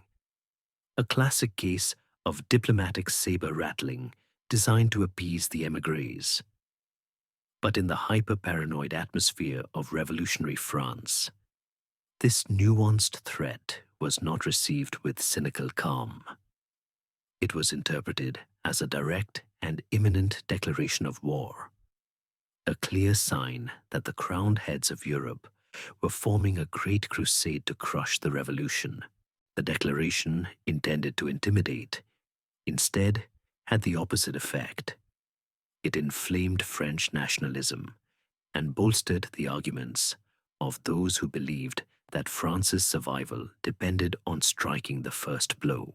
In October 1791, the National Assembly, its work complete, was dissolved and replaced by a new body elected under the rules of the new constitution, the Legislative Assembly. This new assembly was composed of entirely new men, as a self-denying ordinance proposed by a deputy named Maximilien Robespierre had prevented members of the old National Assembly from serving in the new one. The Legislative Assembly was younger, less experienced, and generally more radical than its predecessor. It soon fractured into competing political factions. On the right sat the constitutional monarchists, who sought to preserve the settlement of 1791. On the left sat a large and vocal group of deputies, who were deeply suspicious of the king and increasingly drawn to republican ideas. The most articulate and influential of these leftist factions came to be known as the Girondins, named after the Gironde region, where many of their leaders came from. They were also known as the Brissotins, after their eloquent and ambitious leader, Jacques-Pierre Brissot. Brissot and the Girondins began to passionately champion the cause of war. They believed that a foreign war would be the ultimate test of the revolution's strength and the king's loyalty. They argued that a conflict with the tyrants of Europe would force Louis XVI to either fully embrace the revolution or expose himself as a traitor. They were convinced it would unite the nation in a great patriotic crusade, flushing out counter-revolutionaries at home and allowing France to export the glorious principles of liberty to the oppressed peoples of Europe. "This is a crusade for universal liberty," Brissot declared in a famous speech. It was an intoxicating and deeply idealistic vision, a revolutionary war that would liberate humanity, beginning with the overthrow of the Habsburgs in Austria. What is so strange and tragic about this drive to war is that it was supported by almost every political faction, each for their own contradictory reasons. The Girondins wanted war to radicalize the revolution and expose the king. The king and his royalist supporters also secretly wanted war, but for the opposite reason. They believed, with a great deal of justification, that the disorganized and undisciplined new French army would be quickly and humiliatingly defeated by the professional armies of Austria and Prussia. In the ensuing chaos, the people would turn back to their monarch as the only source of stability, and the foreign powers would help him to restore his absolute authority. It was a cynical and deeply unpatriotic gamble. The only group that seemed to want peace was a small, isolated faction of radicals on the far left, whose most powerful voice belonged to the quiet, calculating Maximilien Robespierre. At the Jacobin Club, the influential political club that served as a meeting ground for the most radical revolutionaries, Robespierre stood almost alone in arguing against the war. In a series of brilliant and prophetic speeches, he warned that war would play directly into the hands of the king and the court. He argued that the real enemies were not the distant armies in Austria, but the counter-revolutionaries at home. The most extravagant idea that can be born in the head of a politician, he warned, is to believe that it is enough for a people to enter another's territory with arms in hand to make them adopt its laws and its constitution. No one loves armed missionaries. He predicted that a war would inevitably lead to military dictatorship as a victorious general, would be tempted to seize power for himself. His warnings were dismissed as the timid ramblings of a man who lacked revolutionary fervor. The patriotic war fever, fanned by the fiery rhetoric of the Girondins, was simply too strong to resist. By the spring of 1792, the calls for war had become deafening. The Girondin-led government issued a series of ultimatums to the Austrian emperor, demanding that he disperse the émigré armies gathering on the border. When these demands were refused, the path was clear. On April 20th, 1792, King Louis XVI, in a strange and surreal spectacle, appeared before the Legislative Assembly, and with a trembling voice proposed a declaration of war against his own brother-in-law, the King of Hungary and Bohemia, the Austrian Emperor. The Assembly, swept up in a wave of patriotic delirium, voted almost unanimously in favor. France was now at war. The conflict, which they naively believed would be a short and glorious crusade, would in fact last for nearly a quarter of a century, engulfing all of Europe. It would consume the constitutional monarchy, give birth to the reign of terror, and ultimately pave the way for the rise of the very military dictator Robespierre had so clearly foreseen. The war began as a complete and unmitigated disaster, just as the king had hoped and Robespierre had feared. The new French army was a disorganized, undisciplined mess. The officer corps, which had been almost entirely aristocratic, had been decimated by emigration. The volunteer soldiers were enthusiastic, but poorly trained and equipped. When the French forces advanced into the Austrian Netherlands, modern-day Belgium, they were met with stiff resistance and immediately fell apart. At the first sign of real combat, entire units broke and fled, in one instance even murdering their own general, whom they accused of treason. The professional armies of Austria and Prussia, under the command of the Duke of Brunswick, began a slow, methodical, and seemingly unstoppable advance into France. It appeared as though the royalists' cynical gamble was about to pay off. Paris itself now lay vulnerable. This string of humiliating defeats sent a wave of panic and fury through the capital. The Girondins, who had championed the war, were now on the defensive, and they deflected blame by ratcheting up their rhetoric against the king. They accused him of treason, claiming that he and his Austrian committee at court were secretly passing French military plans to the enemy. This suspicion was solidified in late July 1792, when the Duke of Brunswick issued a proclamation to the people of Paris.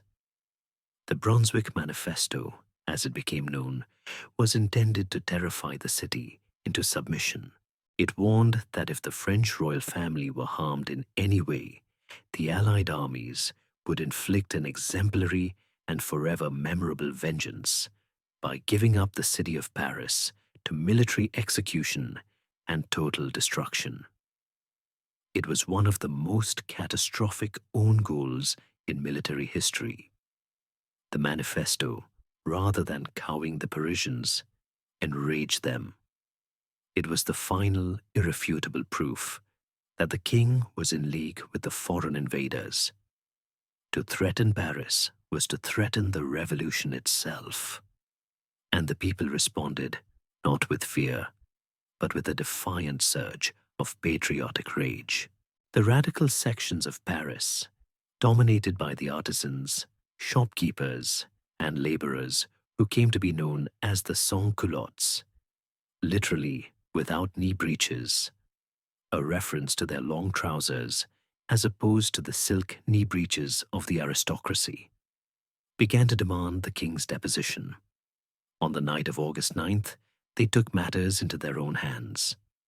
A new radical city government, the Paris Commune, was formed. In the early hours of August 10th, 1792, a massive crowd of sans-culottes, joined by radical National Guard units from the provinces, marched on the Tuileries Palace. This was not a spontaneous uprising like the storming of the Bastille. It was an organized military assault. The palace was defended by its loyal contingent of some 900 Swiss guards. The king, seeing the massive, heavily armed crowd approaching, made a decision to flee with his family across the gardens to the nearby Legislative Assembly, where he hoped the deputies would protect him. His departure left the Swiss guards in an impossible position. In the confusion, fighting broke out. The Swiss, renowned for their discipline and courage, initially drove the attackers back. But the revolutionaries, enraged by the initial losses, regrouped and brought in cannons. What followed was a brutal and merciless battle. The palace was stormed, and the Swiss guards, hopelessly outnumbered, were overwhelmed and slaughtered. Many were killed in the fighting. Others who surrendered were massacred by the vengeful mob. The palace was ransacked, its luxurious contents destroyed in a symbolic rejection of royal decadence. The storming of the Tuileries was the bloody and violent end of the French monarchy. The Legislative Assembly, intimidated by the victorious Commune, had no choice but to formally suspend the king, place him and his family under arrest, and call for the election of a new assembly, a national convention, to be elected by universal male suffrage to decide the future of France. In the wake of this second revolution, a dangerous power vacuum emerged, with the central government in disarray and the Prussian army continuing its advance. Fear and paranoia reached a fever pitch. The radical journalist Jean-Paul Marat, in his popular paper L'Ami du Peuple, the friend of the people, called for the people to kill the traitors in their midst before they could break out of the prisons and join the advancing enemy. In the first week of September, this paranoia exploded into an orgy of violence. For several days, armed mobs of sans-culottes broke into the prisons of Paris and began summarily executing the inmates. They set up makeshift revolutionary tribunals, holding sham trials before slaughtering the prisoners in the courtyards. The initial targets were political prisoners and non-juring priests, but the violence soon spread to include thousands of common criminals, prostitutes, and petty debtors. The September massacres were a horrific episode of popular justice at its most brutal, claiming the lives of some 100-200 people. The authorities, weak and terrified, did nothing to stop it. And yet, just as the revolution seemed to be descending into a bloody abyss, came a moment of miraculous deliverance. On September 20th, at the Battle of Valmy, a newly organized French army, composed of a mix of old royalist regulars and new revolutionary volunteers, stood its ground against the advancing Prussians. In a steady rain, the French artillery, the best in Europe, unleashed a devastating barrage that halted the Prussian advance. After a brief and indecisive exchange of fire, the Duke of Brunswick, unnerved by the unexpected French resolve, broke off the attack and began a long retreat. Militarily, Valmy was little more than a skirmish, but its psychological impact was immense. It was a stunning victory that saved the revolution. The great German writer Goethe, who was present at the battle, famously told his comrades, "From this place, and from this day forth, begins a new era in the history of the world, and you can say that you were there." The very next day, on September 21, 1792, the newly elected National Convention met for the first time. Buoyed by the news from Valmy, Their very first act was to formally abolish the monarchy. France was declared a republic. The ancient kingdom, which had existed for 1,000 years, was gone. A new, uncertain, and dangerous era had begun, and the first question the new republic would have to face was a grim one. What to do with the man who used to be its king? The new French Republic was born, but its cradle was surrounded by enemies.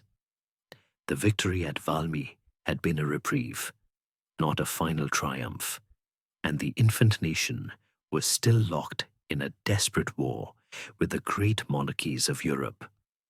At home, the divisions that would soon tear the revolution apart were already beginning to show. The National Convention was a battleground for two implacable factions. On one side were the Girondins, who had once been the radical leaders of the Legislative Assembly, but now represented a more moderate, provincial, and legalistic approach to the revolution. Facing them and occupying the higher benches in the Assembly Hall, which earned them the name the Montagnards, or the Mountain, was a group of hardline radicals based in the political clubs of Paris. Led by figures like the fiery orator Georges Danton and the cool, ascetic Maximilien Robespierre. The Montagnards were closely allied with the Parisian sans-culottes and believed that the survival of the revolution depended on ruthless, centralized action. And the first and most pressing issue that divided them was the question of the king.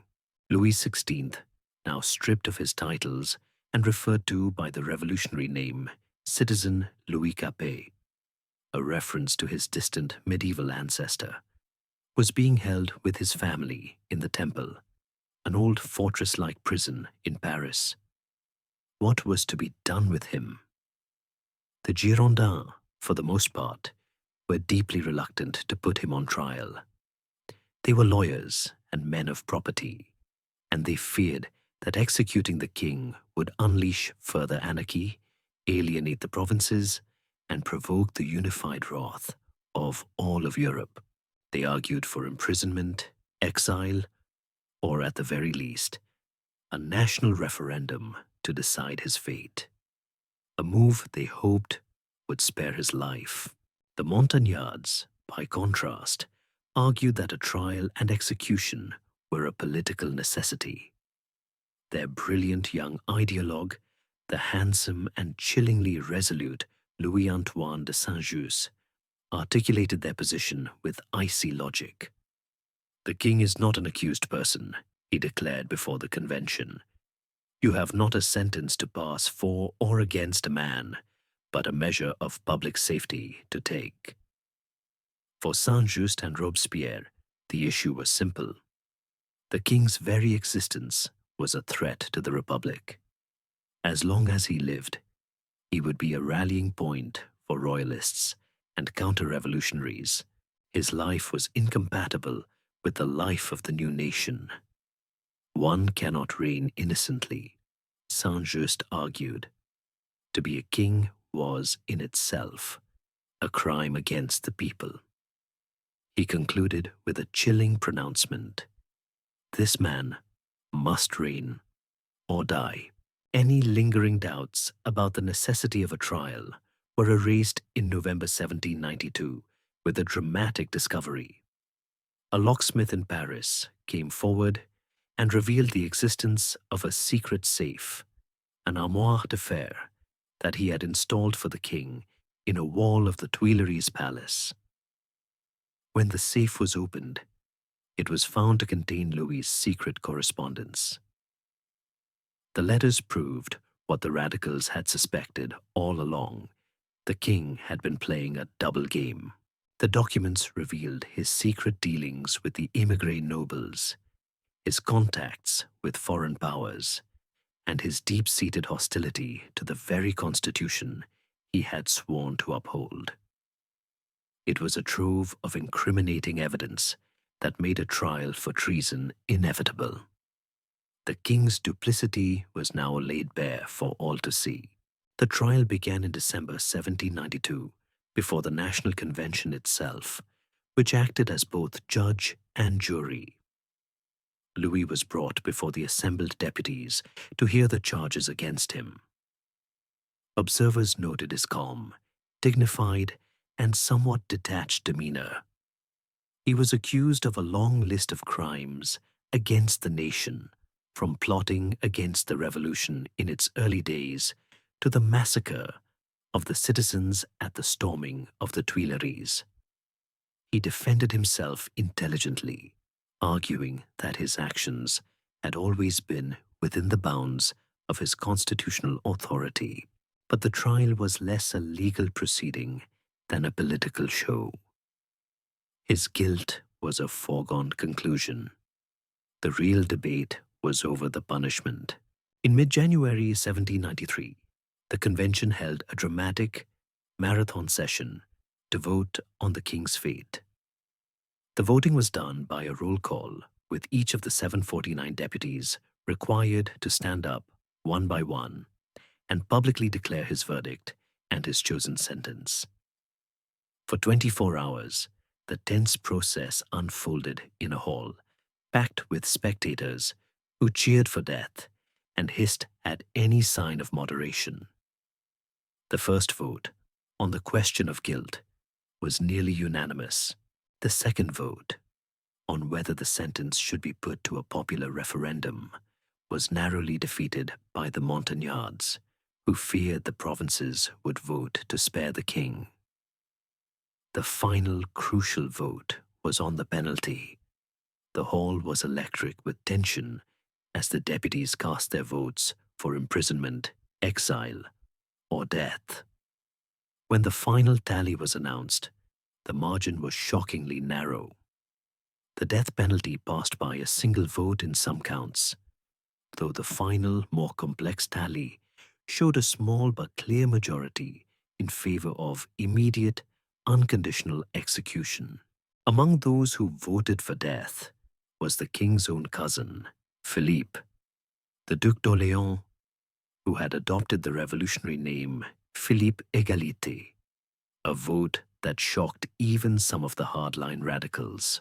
On the cold, foggy morning of January 21st, 1793, Louis XVI was taken in a carriage through the silent streets of Paris to the Place de la Révolution, where the guillotine stood waiting. A huge crowd had gathered. He mounted the scaffold with a firm step, his demeanor calm and composed. He attempted to give a final speech to the crowd, his voice ringing out, "I die innocent of all the crimes laid to my charge. I pardon those who have occasioned my death, and I pray to God that the blood you are about to shed may never be visited upon France." But the commander of the National Guard, Antoine-Joseph Santerre, ordered a drum roll, and the rest of his words were drowned out. He was strapped to the plank, the heavy blade fell, and the executioner held up the head of the former king to the cheering crowd. The execution of Citizen Capet was a point of no return. It was an act that horrified the courts of Europe and united them in a grand coalition against the regicide republic. At home, it irrevocably deepened the divisions within France, making civil war all but inevitable.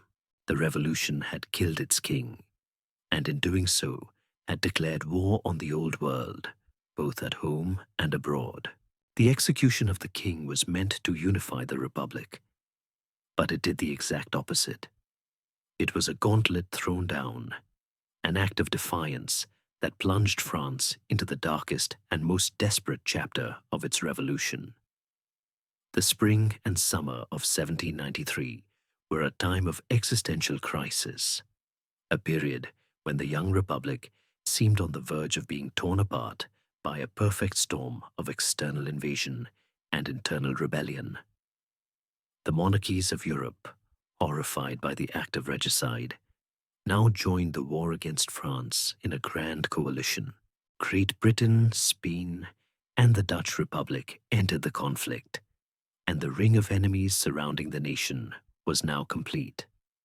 The French armies, overstretched and demoralized, began to suffer a series of crushing defeats, and the threat of foreign invasion loomed larger than ever. At the same time, the nation was imploding from within. The economy was in free fall. The government's relentless printing of assignats to pay for the war had led to rampant inflation, making the paper currency almost worthless. Prices for food and basic goods soared, leading to bread riots and widespread social unrest among the sans-culottes in Paris, who demanded price controls and harsh measures against hoarders and speculators. The most dangerous internal threat, however, came from the West. In the deeply Catholic and royalist region of the Vendée, the Convention's order for a national draft, a levy of 300,000 men to fight the foreign war, was the final straw. It sparked a massive and brutal peasant uprising that quickly morphed into a full-scale counter-revolutionary civil war. The Vendean rebels, fighting under the banner of "For God and King," waged a bloody guerrilla campaign against the Republic, creating a savage internal front that drained precious resources and manpower. This atmosphere of crisis brought the simmering political battle in the Convention to a boil. The Girondins, who controlled the government, were blamed for the military defeats and the economic chaos. The Montagnards, led by Robespierre and Danton, allied themselves ever more closely with the radical sans-culottes of Paris, whose demands they channeled into the Assembly. They accused the Girondins of being weak, indecisive, and secretly sympathetic to the king and the provinces. The Girondins, in turn, were horrified by the lawlessness of the Paris mob and accused the Montagnards of aspiring to a bloody dictatorship. The breaking point came on June 2nd, 1793. Tens of thousands of armed sans-culottes, backed by the Paris National Guard, surrounded the Convention and aimed their cannons at the building. They demanded the arrest of the leading Girondin deputies. In a moment that would haunt the revolution, the Convention capitulated to the armed mob. 29 Girondin deputies were purged and placed under house arrest. The Montagnards and the Jacobins now had absolute control of the government. They had won, but they had done so by violating the sanctity of the national representative body, a precedent that would soon be turned against them. To manage this desperate multi-front war, the Convention had, even before the fall of the Girondins, created a new executive body, the Committee of Public Safety. Initially intended as a temporary war council, this committee of 12 men would, over the next year, become the all-powerful de facto government of France. Meeting in secret in a green-carpeted room in the Tuileries Palace, they wielded immense power, controlling the army, the bureaucracy, and the nation's finances. In July, Maximilien Robespierre, the quiet, fastidious lawyer from Arras, known to his followers as the Incorruptible, was elected to the committee. He would soon become its most dominant and emblematic figure. His cool, unwavering belief in the necessity of revolutionary virtue, giving the committee its ideological and moral direction. Faced with foreign invasion, civil war, and economic chaos, the committee and its Montagnard allies in the Convention concluded that only the most extreme measures could save the Republic. Under relentless pressure from the sans-culottes, who were demanding that the traitors who threatened the nation be punished, the Convention declared in September 1793 that terror is the order of the day. This was the official beginning of the Reign of Terror. a year-long period of state-sanctioned violence and political repression that would become the revolution's most infamous and enduring legacy. The logic of the terror was grim and paradoxical. Its architects, like Robespierre, were true believers in the Enlightenment ideals of liberty and reason. They argued that to create a new republic of virtue, a society of good and honest citizens, they first had to purge the nation of all its corrupt and counter-revolutionary elements. Terror, in their view, was a necessary if regrettable tool, a form of emergency medicine to save the sick body of the republic. It was, as Robespierre would later state, an emanation of virtue, the swift and inflexible justice of a people's revolution against its enemies. To carry out this justice, the convention passed a series of draconian laws. The most significant of these was the law of suspects. This decree created an incredibly broad and vague definition of who could be considered an enemy of the revolution. It targeted not just active royalists and rebels, but anyone who, by their conduct, associations, comments, or writings, have shown themselves partisans of tyranny or federalism and enemies of liberty. This could include people who hadn't shown sufficient enthusiasm for the revolution, merchants who had hoarded goods, or anyone who simply had the wrong family connections. It was a law that made suspicion itself a crime, creating a legal framework for a national witch hunt. To try these suspects, the government empowered the Revolutionary Tribunal in Paris and similar bodies in the provinces. These were not ordinary courts of law. They were political weapons. Their proceedings were streamlined. The rights of the accused were severely limited, and the only possible verdicts were acquittal or death. The French Revolution had created a ruthlessly efficient legal machine designed not to weigh evidence, but to eliminate its enemies. The instrument of that elimination, the guillotine, would now begin its grim and relentless work. The symbol of the reign of terror, more than any person or law, was a machine. It stood in the center of Paris, in what was once the Place Louis XV, and had been renamed the Place de la Révolution. It was the guillotine. In the grim theater of the Revolution, it was the star performer. Designed by a committee led by Dr. Antoine Louis and championed by the physician Joseph Ignace Guillotin, the same man, remember, who had suggested the tennis court as a meeting place. It was conceived as an instrument of enlightened humanitarian progress. Before the revolution, executions had been a brutal and unequal spectacle. Nobles had the privilege of a swift beheading by sword, while commoners faced gruesome punishments like hanging, breaking on the wheel, or drawing and quartering. The guillotine, with its heavy, angled blade that fell with swift mechanical precision, was intended to make death instantaneous, painless, and above all, equal. Every citizen, from a king to a common baker, would now face the same national razor.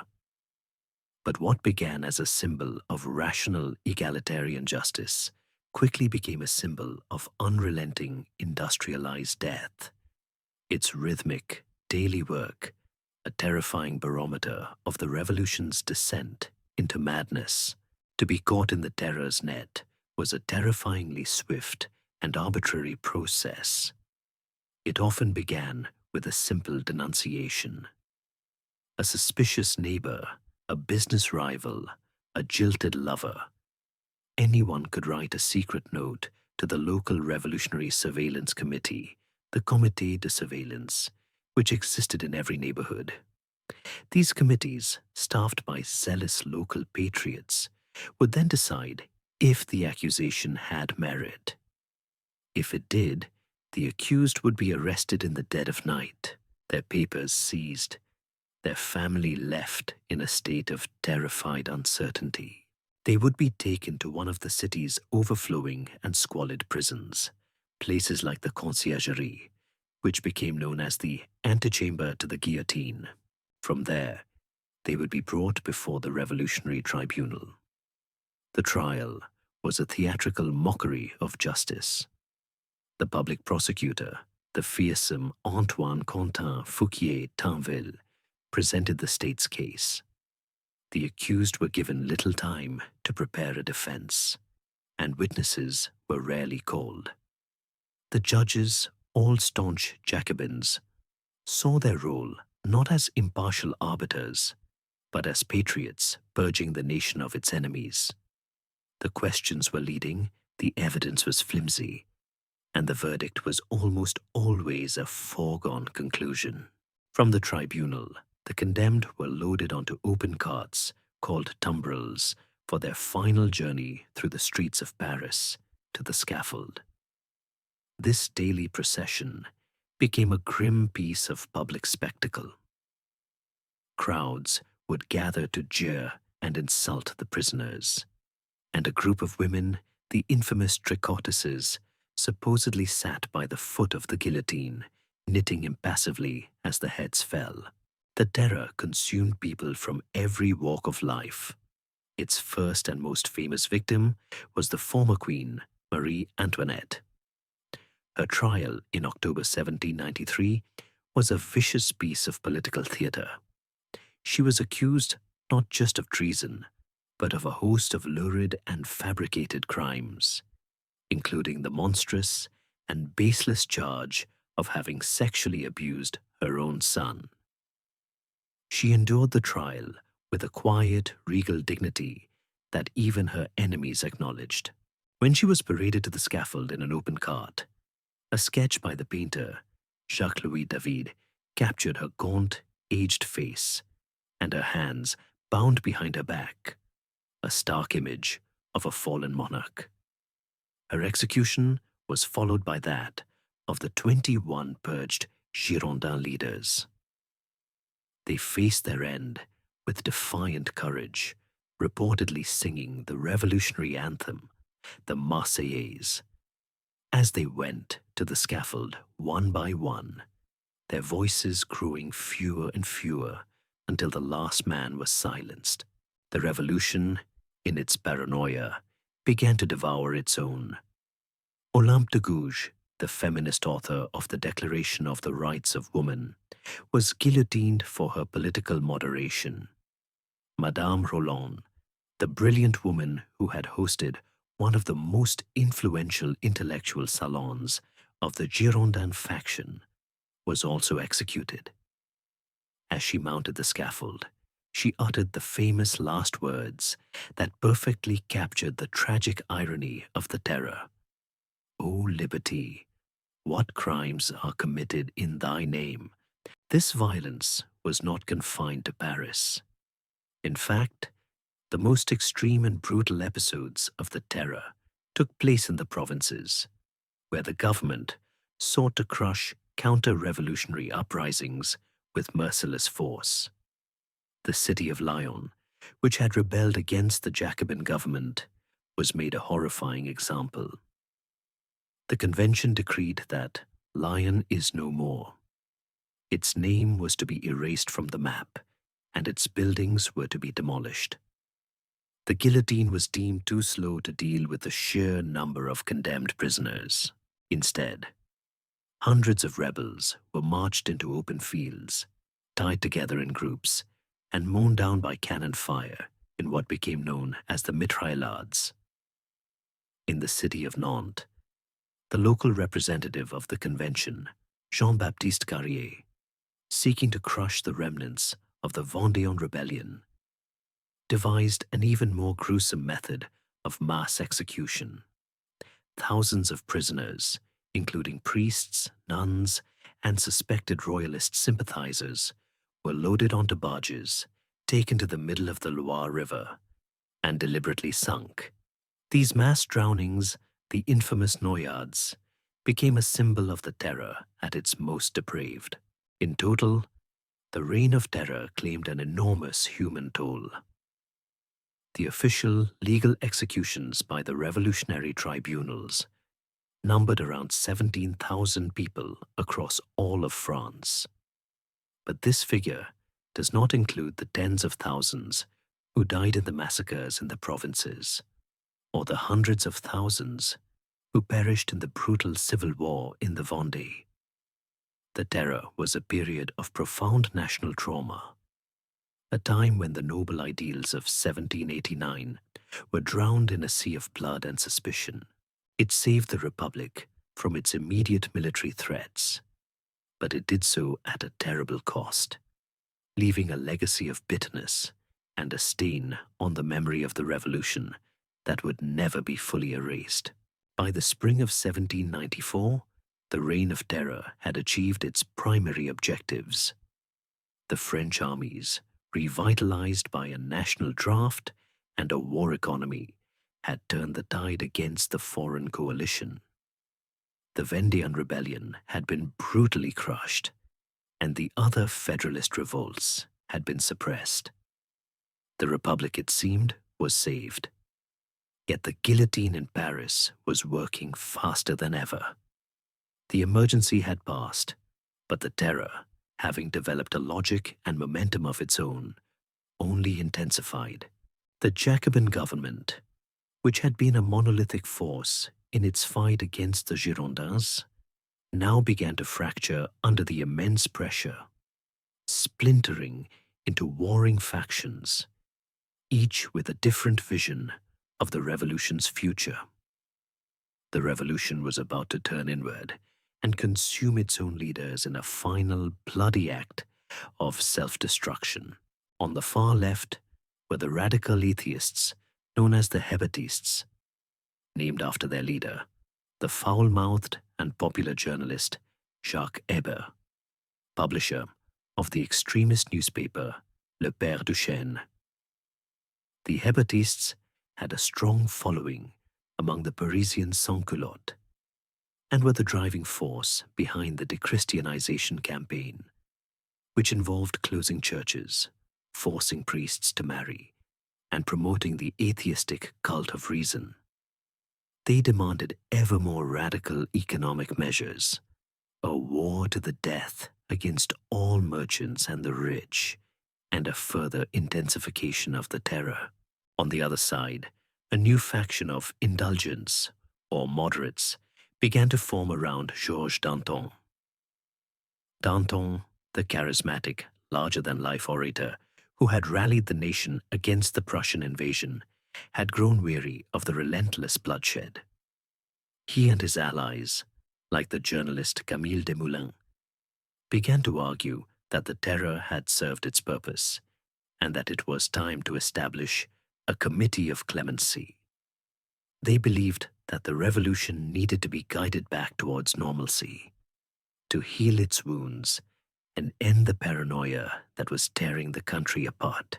"I would rather be guillotined than guillotine others," Danton famously declared, a sentiment that was a direct challenge to the ruling orthodoxy. Caught in the middle was Maximilien Robespierre and his allies on the Committee of Public Safety. Robespierre, the incorruptible, despised the atheism and social anarchy of the Hébétists, which he saw as a threat to his vision of an orderly republic of virtue. But he also viewed the indulgence calls for an end to the terror as a dangerous sign of moral weakness and corruption that would allow the revolution's enemies to regroup. To secure his vision of the perfect republic, he concluded that he must first eliminate both of these rival factions. He decided to strike left first. In March 1794, Hébert and his leading followers were suddenly arrested, subjected to a swift show trial before the Revolutionary Tribunal, and sent to the guillotine. By executing the most popular radical leaders, the committee effectively broke the power of the Parisian sans-culottes. the very mob that had brought them to power in the first place. Then, just 2 weeks later, Robespierre and the committee turned on the right. Danton, Desmoulins, and their allies were arrested on trumped-up charges of financial corruption and conspiracy with foreign powers. Danton's trial was a dramatic spectacle. The great orator, whose voice had once shaken the foundations of the monarchy, fought for his life with all his old fire. But the outcome was never in doubt. The trial was rigged, and he and his followers were condemned. As he was being led to the scaffold, Danton reportedly uttered a prediction to the executioner. "Show my head to the people. It is well worth seeing." His final words were a message for his great rival. "You will follow me, Robespierre." With the execution of the Hébertists and the Dantonists, Robespierre was now the undisputed master of the revolution. He stood alone, his rivals eliminated, his power seemingly absolute. But his position was dangerously isolated. He had silenced the popular voice of the Paris streets and executed the revolution's most beloved and charismatic figures. His power now rested almost entirely on a foundation of fear. In the eerie quiet that followed the purges, Robespierre attempted to impose his own unique moral vision on the nation. A deist who believed in God but detested the Catholic Church, he established a new state religion, the cult of the Supreme Being. It was an abstract, civic religion designed to instill a belief in a benevolent creator and the immortality of the soul, which he believed were the necessary foundations for a virtuous republic. In a bizarre and surreal spectacle on June 8, 1794, he personally presided over the Festival of the Supreme Being in Paris, marching at the head of a great procession dressed in a sky-blue coat, acting as a sort of high priest of his new faith. To many observers, his messianic performance was not inspiring, but deeply unsettling. It looked like the prelude to a personal dictatorship. Just 2 days after this festival, Robespierre pushed a new, terrifying law through the convention, the Law of 22 Prairial. This law dramatically accelerated the terror. It stripped accused prisoners of any right to a defense, left the Revolutionary Tribunal with only 2 possible verdicts, acquittal or death, and allowed convictions based not on evidence, but on the vague moral certainty of the jurors. The result was a horrifying spike in executions. In the 6 weeks before this law, the Paris guillotine had claimed about 500 victims.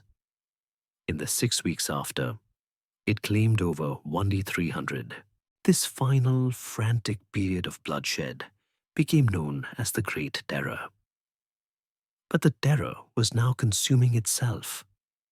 The purges had created a pervasive atmosphere of paranoia within the government itself. No one felt safe.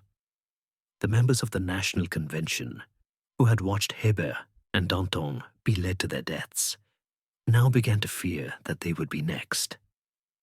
Robespierre, increasingly remote and paranoid, made a fatal error. In a rambling speech before the convention on July 26th, 8th Thermidor, in the new revolutionary calendar, he spoke of a new plot against the Republic and claimed he had a new list of traitors, but he refused to name them. This vague threat was a death sentence for the conspiracy that would overthrow him. Every deputy in the hall, fearing his own name might be on that secret list, now had a personal incentive to strike first. The next day, 9th Thermidor, July 27, 1794, when Robespierre and his ally Saint-Just rose to speak, they were shouted down.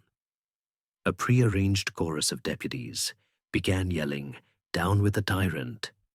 The convention, in a sudden and dramatic reversal, voted for the arrest of Robespierre, his brother Augustin, Saint-Just, and their key allies. They were taken away, but the Paris Commune, still loyal to Robespierre, managed to free them and brought them to the Hôtel de Ville, hoping to rally the sans-culottes for one last stand. But the people of Paris did not rise. The execution of Hébert had broken their spirit. In the early hours of the morning, troops loyal to the convention stormed the city hall. Robespierre was found with his jaw shattered by a pistol shot. Whether it was a suicide attempt or a wound from the raid is still a historical mystery. The next afternoon, the architect of the terror, along with 21 of his closest followers, was taken to the Place de la Révolution and guillotined without trial. The reign of terror was over. The fall of Robespierre on 9th of Thermidor was not initially intended to end the revolution, only to end the terror's stranglehold on the politicians themselves. The men who overthrew him, the Thermidorians, were not royalists or moderates. They were fellow Jacobins and former terrorists who had acted out of self-preservation. But the wave of public revulsion against the reign of terror that followed Robespierre's death was so powerful that it swept them along, leading to a period of dramatic political and social reversal, known as the Thermidorian reaction. France, exhausted by the relentless demands of revolutionary virtue and bloodshed, now swung sharply in a more conservative and chaotic direction. The first and most urgent task was to dismantle the machinery of the terror. The law of 22 Prairial was immediately repealed. The Revolutionary Tribunal was gradually stripped of its powers and eventually abolished. The dreaded Committee of Public Safety was reduced to a mere subcommittee with limited authority. The doors of the prisons were thrown open, releasing tens of thousands of suspects who had been awaiting their turn on the tumbrils. The Jacobin Club, the fanatical heart of the Montagnard government, was closed down, and its leaders were arrested or driven into hiding. It was a wholesale repudiation of the Robespierrist state. This political shift was mirrored by a dramatic cultural transformation. The austere, puritanical Republic of Virtue gave way to a sudden explosion of conspicuous consumption, pleasure-seeking, and social extravagance. A new youth culture emerged, the jeunesse dorée, or gilded youth. Gangs of upper-middle-class young men who dressed in foppish, exaggerated fashions with high collars and long pigtails. They roamed the streets of Paris, armed with heavy canes, engaging in street brawls with the remaining Jacobins and leading the charge to tear down revolutionary symbols like the red liberty cap. Theaters reopened with frivolous plays and lavish balls were held, the most famous being the grotesque Bals des Victimes, or victims' balls, where only people who had lost a relative to the guillotine were allowed to attend, often wearing a thin red ribbon around their necks in a morbid imitation of the blade's cut. It was a society emerging from a collective trauma, desperate to forget the recent past and indulge in the pleasures of the present. This reaction also had a much uglier side. In the provinces, a white terror broke out, a wave of vigilante violence and revenge killings as royalists and the families of victims hunted down and murdered former Jacobin officials and local terrorists. While the rich celebrated, the poor starved.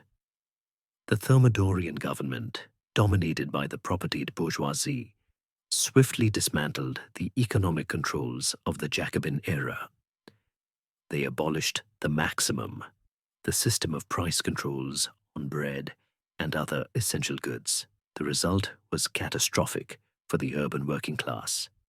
The value of the assignat plummeted, and inflation spiraled out of control.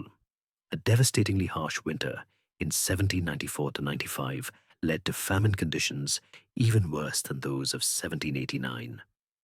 Once again, the cry for bread echoed through the streets of Paris.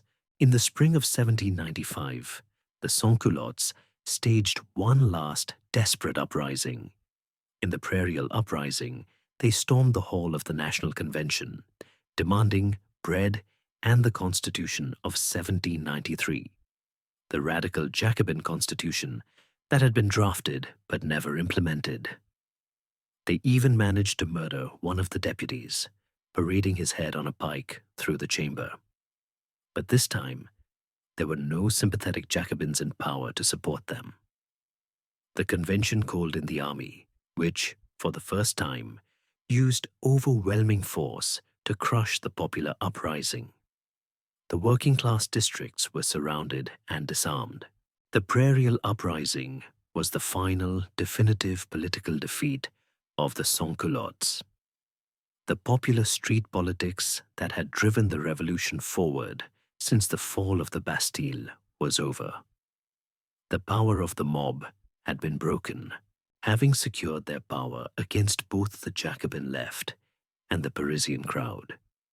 The Thermidorians set about creating a new constitution that would cement their vision of a stable bourgeois republic and prevent a return to either royalist tyranny or radical democracy. The Constitution of the Year 3, 1795, was a deeply conservative document. It placed power firmly back in the hands of the propertied classes by reintroducing a tax-based qualification for voting, effectively disenfranchising the majority of the adult male population to prevent the rise of another dictator like Robespierre. It created a system of checks and balances. The legislature was split into two houses: a lower house, the Council of 500, which would propose laws, and an upper house of older members, the Council of Ancients, which would approve or reject them. Executive power was vested in a 5-man committee known as the Directory. These 5 directors, chosen by the legislature, were meant to provide stable leadership, but the system of annual rotations and the potential for infighting often led to paralysis and intrigue. The new constitution was immediately challenged, not from the left, but from the right. Parisian royalists, believing the revolution had exhausted itself, saw an opportunity to restore the monarchy. In October 1795, 13 Vendémiaire, in the revolutionary calendar, a large royalist mob marched on the convention, seeking to overthrow the new government before it could even take power. The defense of the convention was entrusted to a young and still relatively unknown artillery general who happened to be in the city, Napoleon Bonaparte. With characteristic ruthlessness and efficiency, Bonaparte lined up his cannons and, when the royalist columns advanced, he dispersed them with what he would later famously call a whiff of grape shot. The streets were cleared in minutes, the uprising crushed. The event was a crucial turning point. It saved the new Directory, but it also demonstrated, with brutal clarity, that the new government's power ultimately rested not on popular support or constitutional legitimacy, but on the bayonets of the army. And it brought the ambitious young general, who had saved it, to the attention of the new political masters of France. The government of the Directory, established in 1795, was a government of survivors. The 5 directors who held executive power, along with the members of the 2 legislative councils, were mostly moderates and former revolutionaries who had managed to navigate the treacherous currents of the Terror and emerge with their heads intact. Their primary goal was to maintain a precarious middle ground, to prevent a return to either the Jacobin radicalism of the left or the royalist reaction of the right. The result was a 4-year period of chronic instability, corruption, and political intrigue. The government was constantly beset by conspiracies, struggling with a worthless currency, and propped up by a series of mini-coups that relied on military intervention. This weak and cynical government, born from exhaustion, created the perfect power vacuum for the rise of an extraordinary individual, the man who had saved the Directory at its birth, a young general named Napoleon Bonaparte. Napoleon was not a product of the old France. He was born Napoleone di Bonaparte in 1769 on the island of Corsica, just a year after it had been annexed by France. He came from a family of minor Corsican nobility and always spoke French with a thick Italian accent. He was, in every sense, an outsider. As a boy, he was sent to military academies in mainland France, where he was a solitary, studious, and often mocked child, looked down upon by his aristocratic French classmates for his provincial origins and his fierce Corsican pride. The revolution was the making of him. The flight of thousands of aristocratic officers created a vacuum in the army, opening up incredible opportunities for rapid promotion based on talent and ambition rather than birth. Napoleon, a brilliant and fiercely ambitious student of artillery and military history, was perfectly poised to seize this opportunity. His first chance to shine came in 1793 at the Siege of Toulon.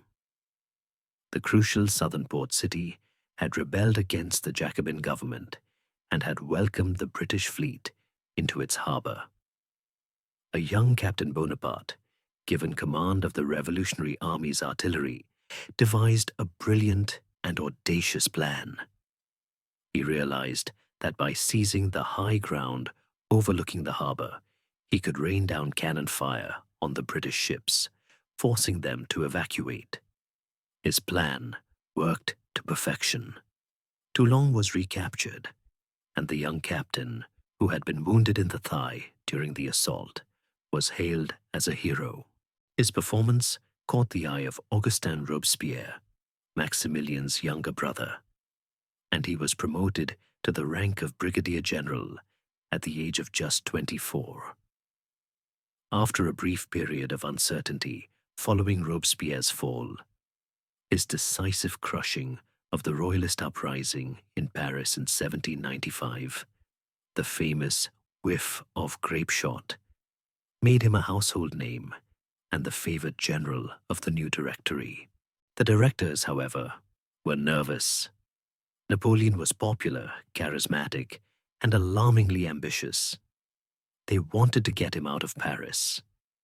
In 1796, they offered him command of the French army of Italy.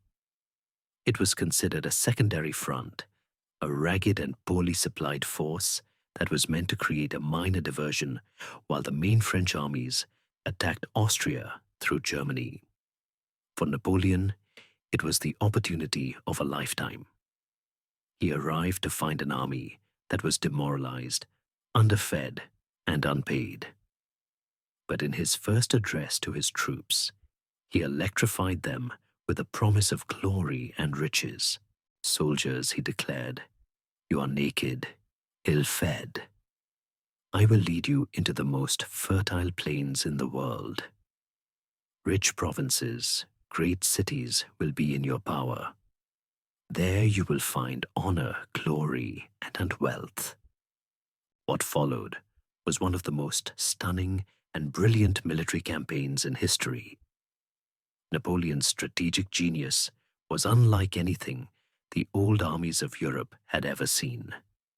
He abandoned the slow, methodical warfare of the 18th century and moved with lightning speed, marching his army at a pace that constantly bewildered his Austrian and Piedmontese opponents. His core principle was the concentration of force. He would keep his army divided to move quickly, but would then converge with overwhelming numbers at the decisive point of battle, destroying the enemy's armies one piece at a time. He inspired his men with a combination of easy familiarity and a powerful aura of command. He knew his soldiers by name, shared their hardships, and rewarded bravery on the spot. In a whirlwind campaign, he defeated the armies of Piedmont, forcing them to sue for peace, and then drove the Austrians out of Lombardy, winning a series of dazzling victories at places like the Bridge of Lodi, and most decisively, at the Battle of Rivoli. In Italy, Napoleon behaved less like a general of the Republic and more like a conquering Roman proconsul. He acted with complete independence from the government in Paris. He established new sister republics, like the Cisalpine Republic in northern Italy, with constitutions modeled on that of France. He levied huge financial indemnities on the Italian states, which not only paid for his army, but also sent a river of treasure back to the bankrupt Directory. And he systematically looted Italy's greatest artistic masterpieces, paintings by Raphael and Titian, ancient Roman sculptures, and had them shipped to Paris to be displayed in the Louvre, a symbol of French national glory. Finally, in 1797, he personally negotiated a peace treaty with Austria, the Treaty of Campo Formio, completely redrawing the map of northern Italy and securing a triumphant peace, all without the full consent of his own government. He returned to Paris a conquering hero, his popularity eclipsing that of the 5 directors. Once again, they were desperate to get him away from the center of power. Napoleon, dreaming of emulating Alexander the Great, proposed an even more exotic and ambitious plan: the invasion of Egypt. The strategic goal was to strike at Great Britain's power by threatening its land routes to India. The Directory, delighted at the prospect of sending their brilliant but troublesome general and his veteran army to the far side of the Mediterranean, readily agreed. In 1798, a massive French fleet set sail. The campaign began with a swift victory. Napoleon's army captured Malta and then landed in Egypt, defeating the Mamluk cavalry at the famous Battle of the Pyramids. But just a few weeks later, the British Admiral Horatio Nelson located the French fleet anchored at Aboukir Bay, and in a stunning naval victory at the Battle of the Nile, completely annihilated it. Napoleon had conquered Egypt, but he and his entire army were now trapped, cut off from France by the dominant British Navy. The great conqueror's Eastern dream had turned into a gilded prison. While Napoleon was isolated in Egypt, conducting fruitless campaigns in the sands of Syria and overseeing the cataloguing of ancient ruins, the government he served was once again crumbling. By 1799, the Directory was deeply unpopular, bankrupt, and widely seen as hopelessly corrupt.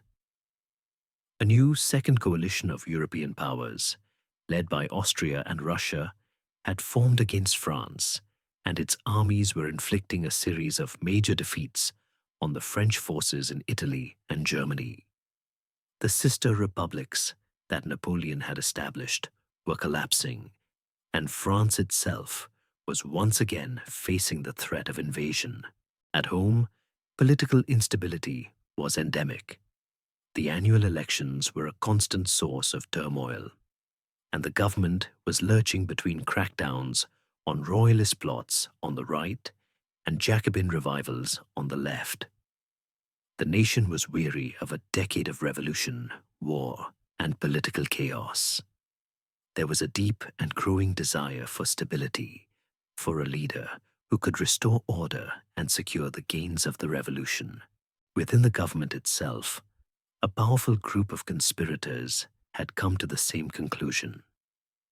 They believed that the Directory, with its weak executive and factious legislature, was incapable of saving the Republic. They decided that the only solution was a coup d'etat, a swift and illegal seizure of power to force through a new, more authoritarian constitution. The intellectual leader of this plot was a familiar name, the Abbé Sieyès, the man whose pamphlet, What is the Third Estate?, had ignited the revolution back in 1789.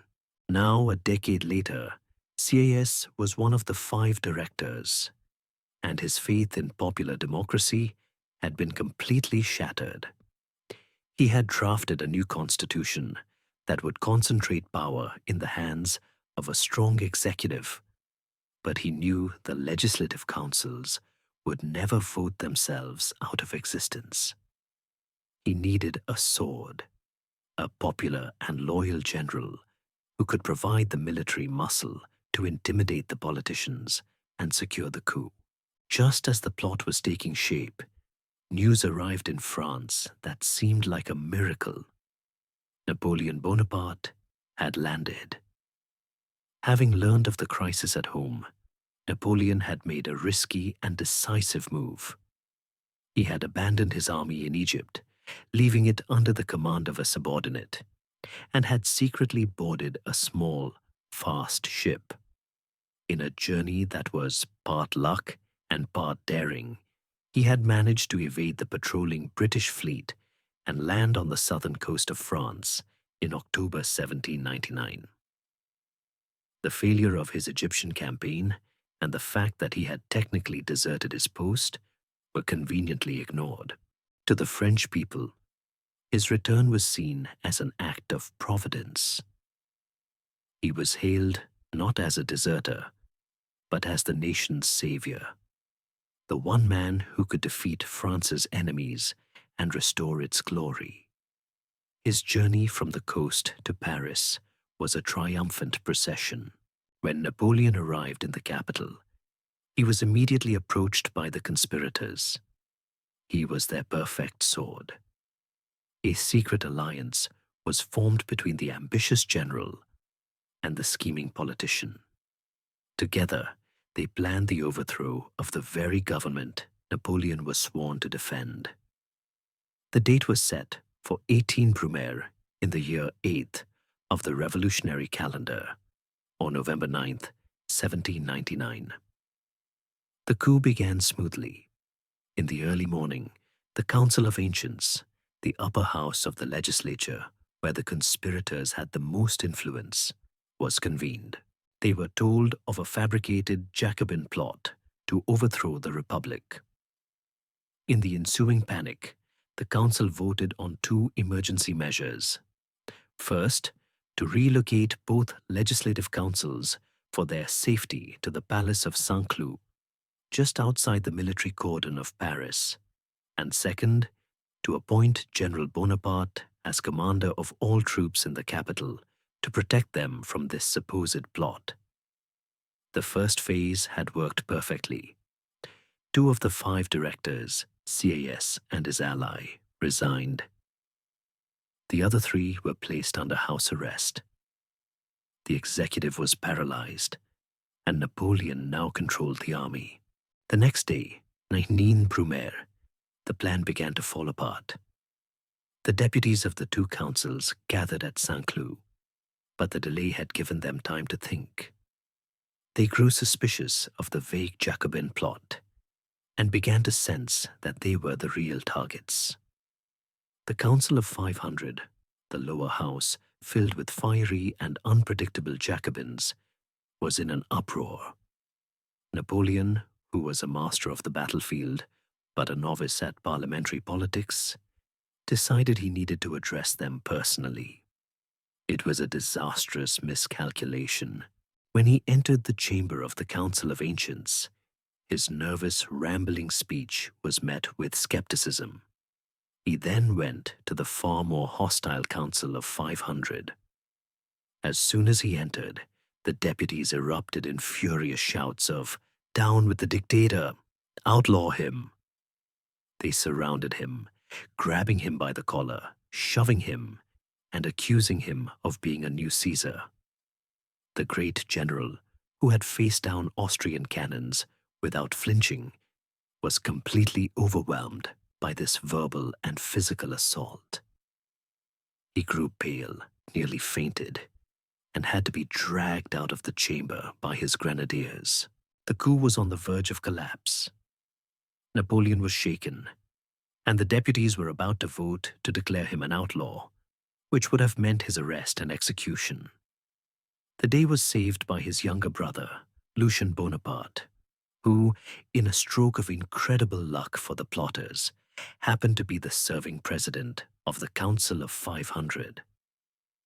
As the deputies raged inside, Lucien rushed out to the palace courtyard, where the soldiers tasked with guarding the legislature were waiting.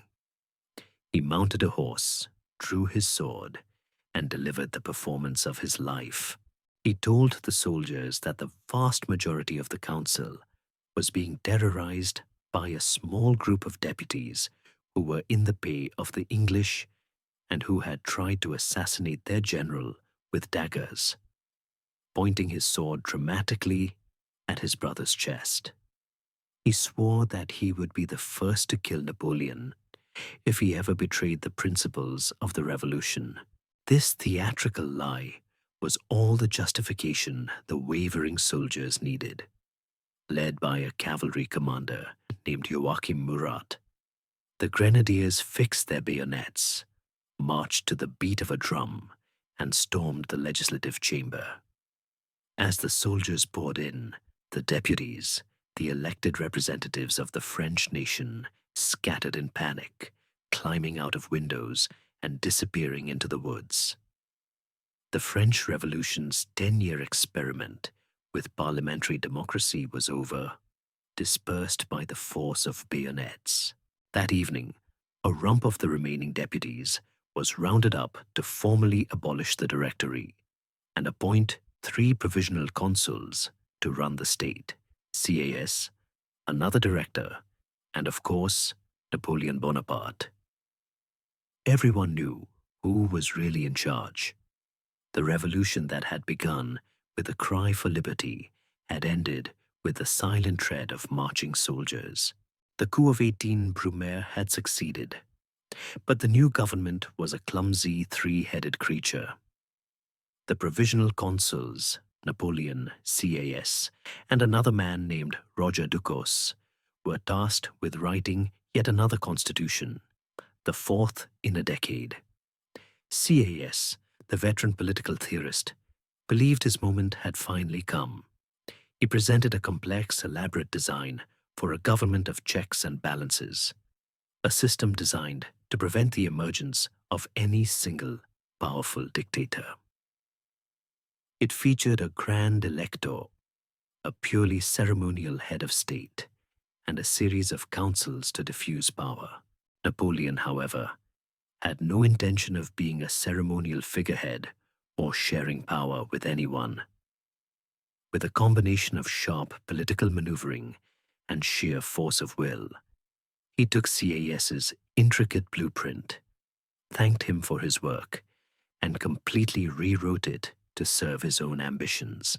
The resulting constitution of the year 8 was a masterpiece of disguised autocracy. It paid lip service to the idea of popular sovereignty, but was designed to concentrate all real authority in the hands of one man. It established a government called the consulate. At its head were 3 consuls, but this was a deliberate illusion of shared power. The 2nd and 3rd consuls had only a consultative voice.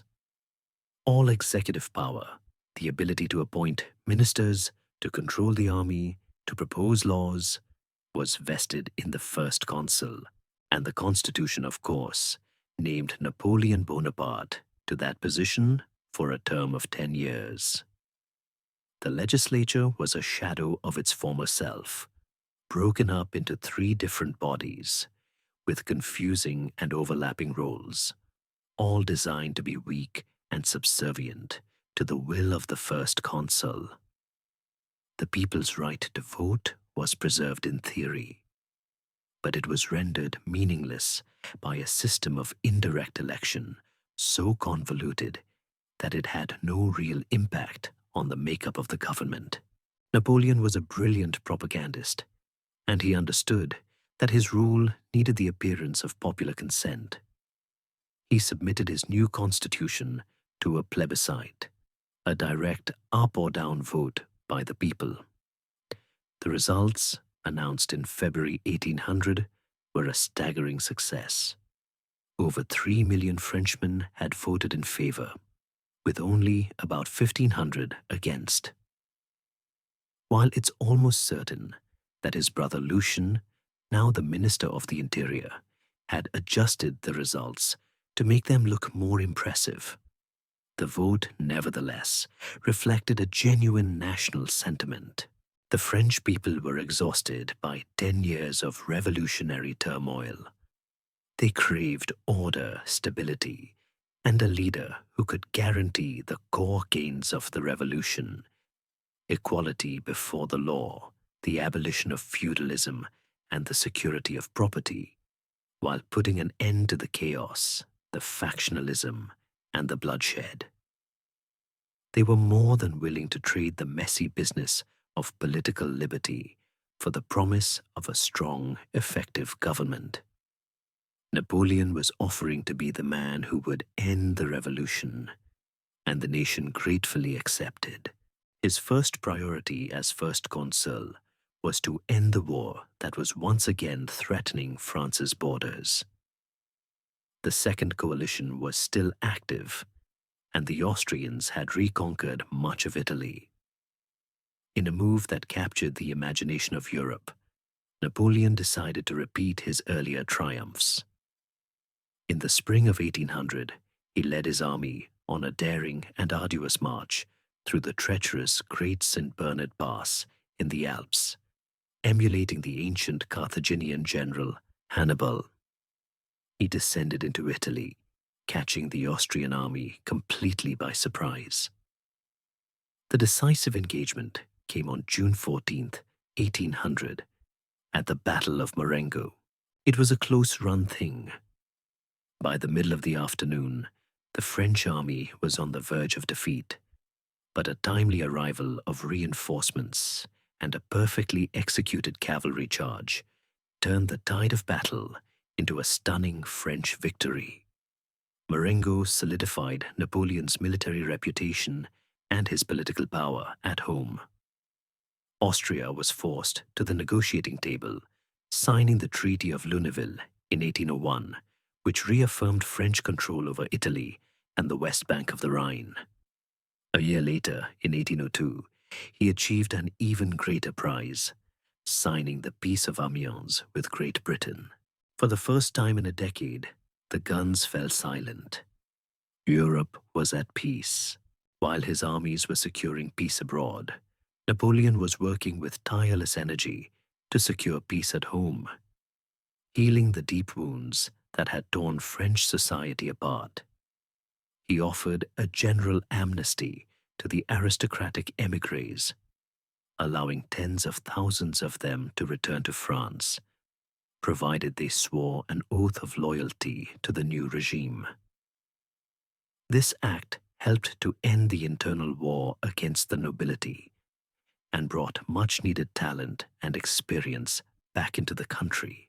His most brilliant act of reconciliation was the Concordat of 1801, a landmark agreement with the Pope that ended the bitter, decade-long schism between the French state and the Catholic Church. Remember, the civil constitution of the clergy had been one of the revolution's greatest mistakes. Napoleon, though not a particularly religious man himself, was a pragmatist who understood the power of faith. Society is impossible without inequality, he once remarked.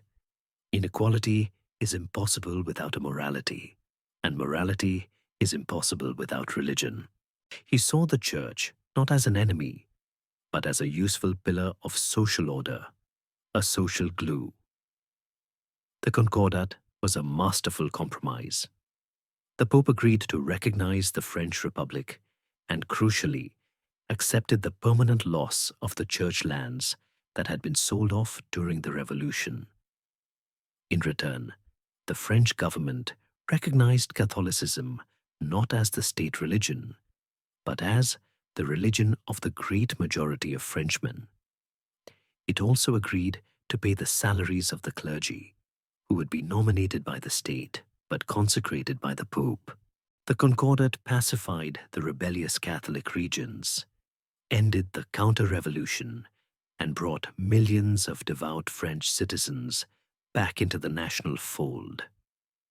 It was a classic Napoleonic solution, pragmatic, authoritarian, and designed to bring a fractious institution firmly under the control of the state.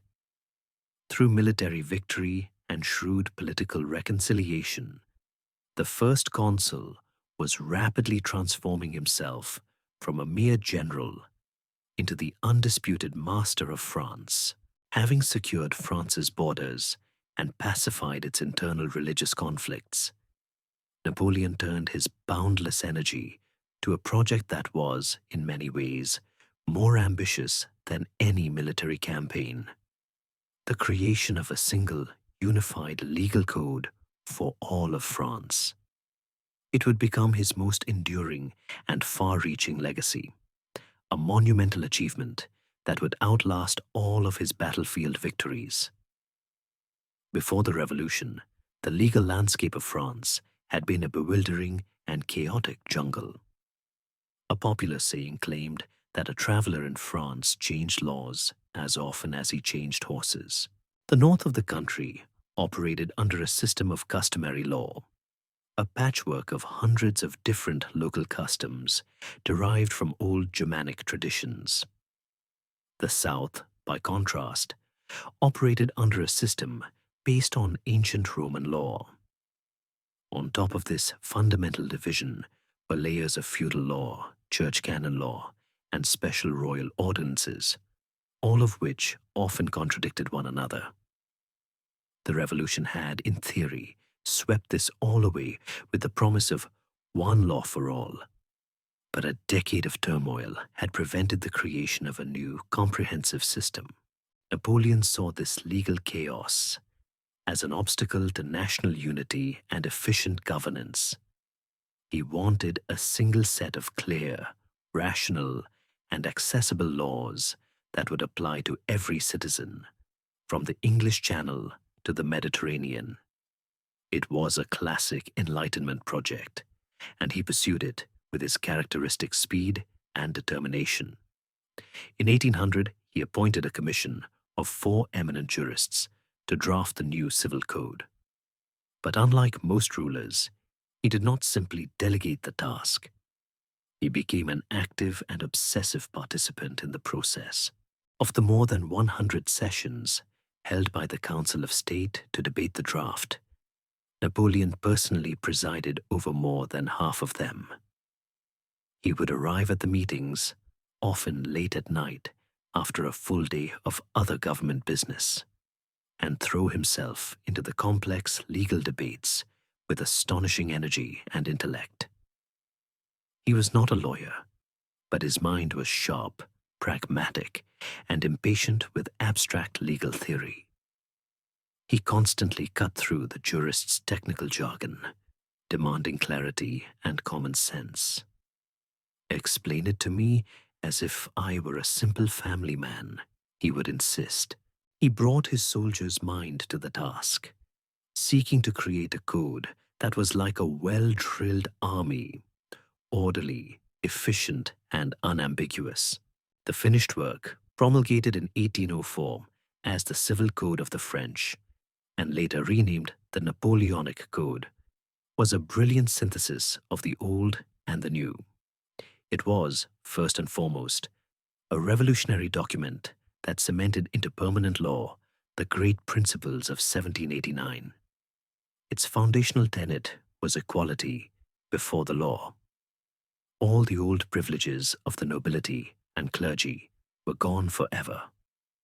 All Frenchmen were now equal citizens in the eyes of the court. It enshrined the right of individuals to choose their own profession, formally burying the restrictive medieval guild system. It guaranteed freedom of conscience, reaffirming the principle of religious tolerance.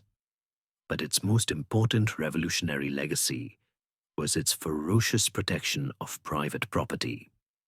The code made the ownership of property an absolute, sacred, and inviolable right. This was a crucial move that reassured the two groups who had gained the most from the revolution, the bourgeoisie and the peasantry.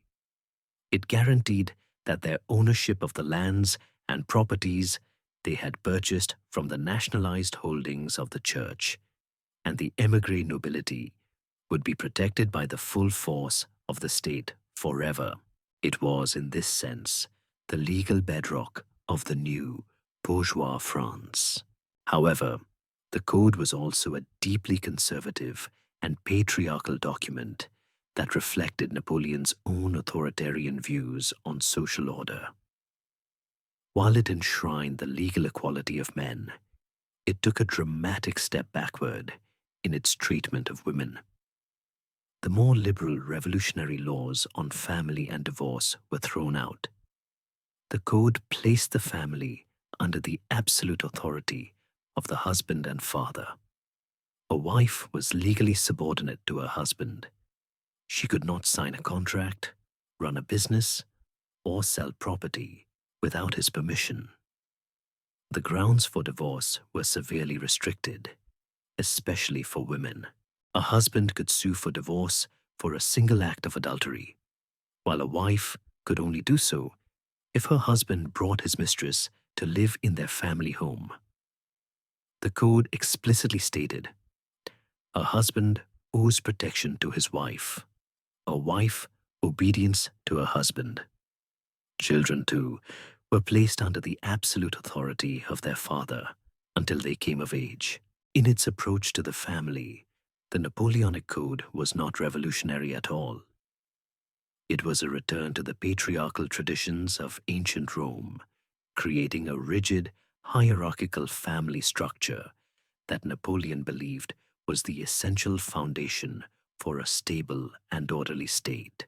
The historical impact of the Napoleonic Code is almost impossible to overstate. It provided France with a unified, modern legal system that, with some modifications, remains the basis of its law to this day. But its influence spread far beyond France's borders. As Napoleon's armies conquered Europe, they brought the code with them. It was imposed on or adopted by vast territories, including Belgium, Luxembourg, parts of Germany and Italy, and the Netherlands. It swept away the tangled remnants of feudal law in much of the continent, replacing it with a single, rational system. Even after Napoleon's fall, the code often remained in place, a permanent legacy of the French occupation.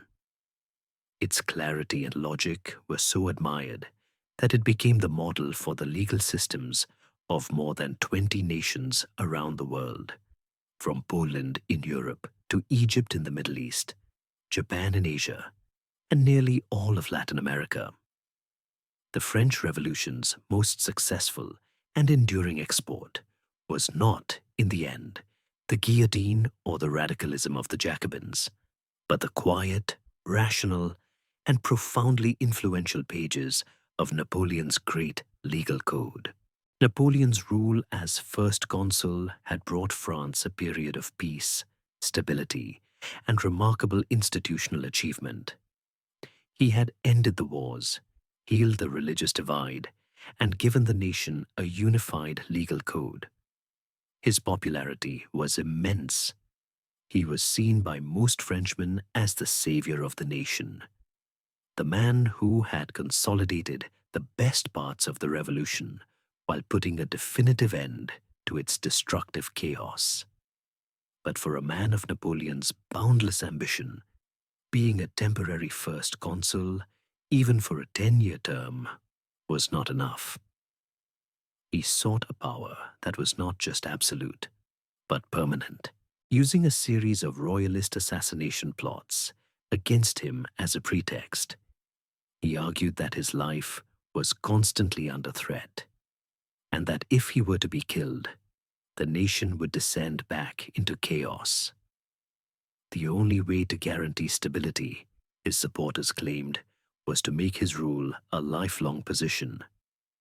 In 1802, another plebiscite was held, and the French people, once again choosing order over liberty, voted overwhelmingly to make Napoleon Bonaparte first consul for life, with the right to name his successor. The Republic was now a monarchy in all but name. The final transformation from a republic to a dynastic empire was driven by a combination of Napoleon's personal ambition and his cold political calculation. In 1804, another major royalist conspiracy to assassinate him was uncovered. Napoleon, enraged and determined to send a ruthless message to his Bourbon enemies, decided on an act of calculated state terror. His police informed him that a Bourbon prince, the young Duc d'Enghien, was living just across the border in the neutral German state of Baden, and was believed to be involved in the plot. In a flagrant violation of international law, Napoleon sent a commando unit of French dragoons to cross the Rhine, kidnap the prince, and bring him back to Paris. The Duke was innocent of the specific plot, but that didn't matter. He was given a secret, summary court-martial in the middle of the night at the Château de Vincennes, and was executed by a firing squad in the castle's moat just before dawn. The execution of the Duc d'Enghien sent a shockwave of horror through the royal courts of Europe, who saw it as a gangster-like murder. But it served two very specific purposes for Napoleon. First, it sent a clear and brutal message to the Bourbons that he would stop at nothing to protect his power. Second, and more subtly, it was a message to the old revolutionaries in France. By shedding Bourbon blood, Napoleon had irrevocably broken with the old dynasty. He was signaling to the men who had voted for the death of Louis XVI that there could be no going back. They could never trust a restored Bourbon king to forgive them. Their only security, he implied, lay in tying their fortunes permanently to his own. He had made himself the only alternative to a royalist restoration. With the threat of plots and assassinations still in the air, the argument was once again made that only a hereditary system could secure the future. If Napoleon's rule became a dynasty, his death would not matter, as his heir would simply succeed him, thus making any assassination attempt pointless.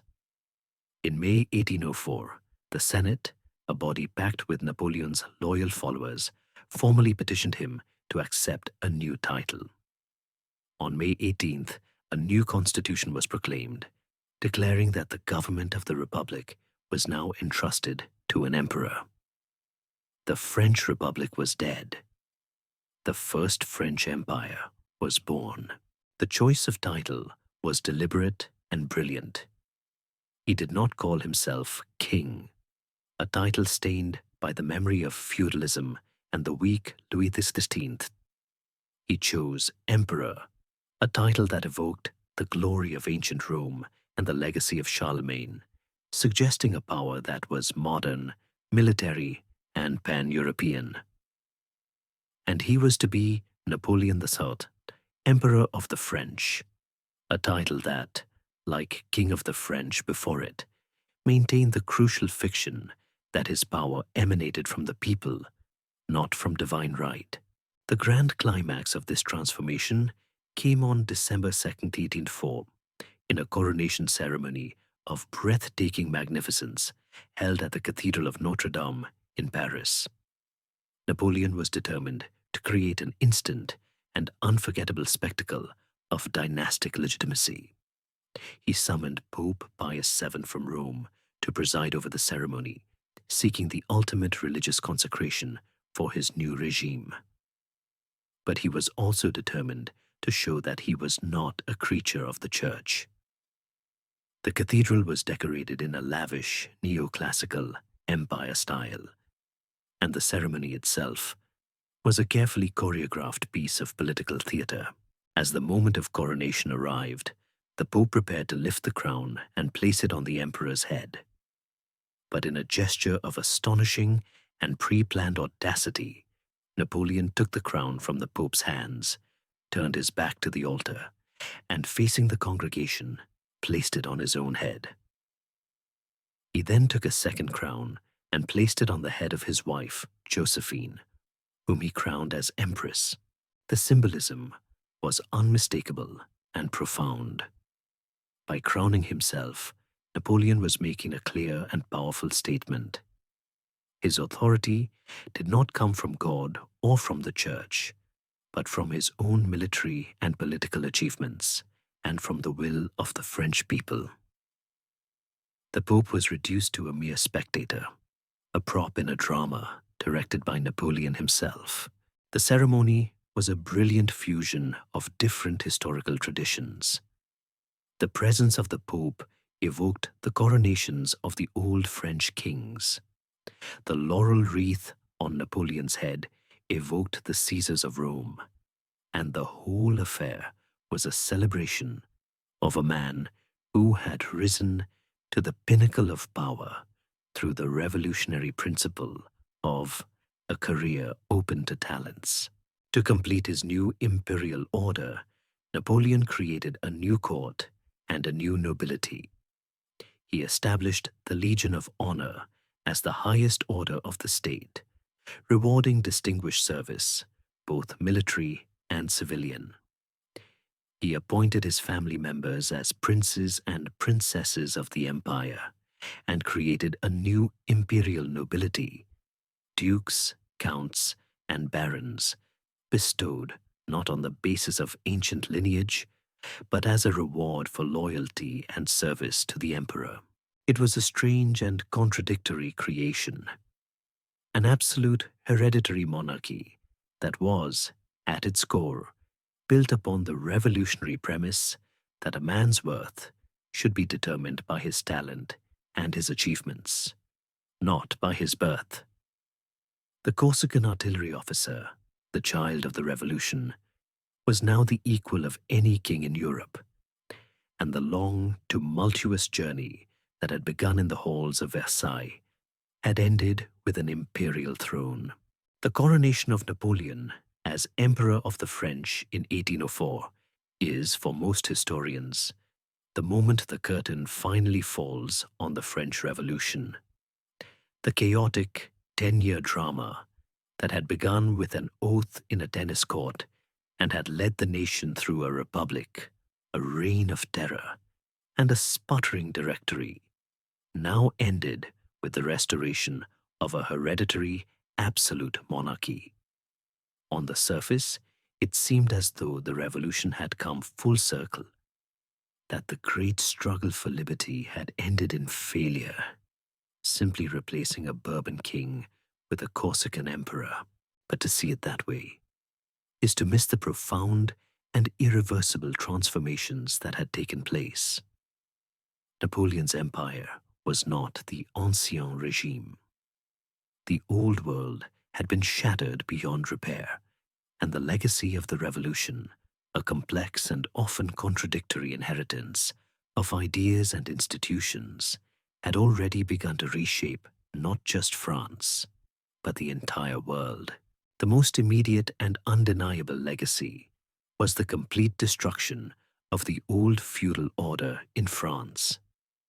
The intricate pyramid of corporate privilege, with its 3 estates, its tax-exempt nobles, and its powerful clergy, was gone forever. The August Decrees and the Napoleonic Code had created a new, modern society based, at least in theory, on the principle of legal equality.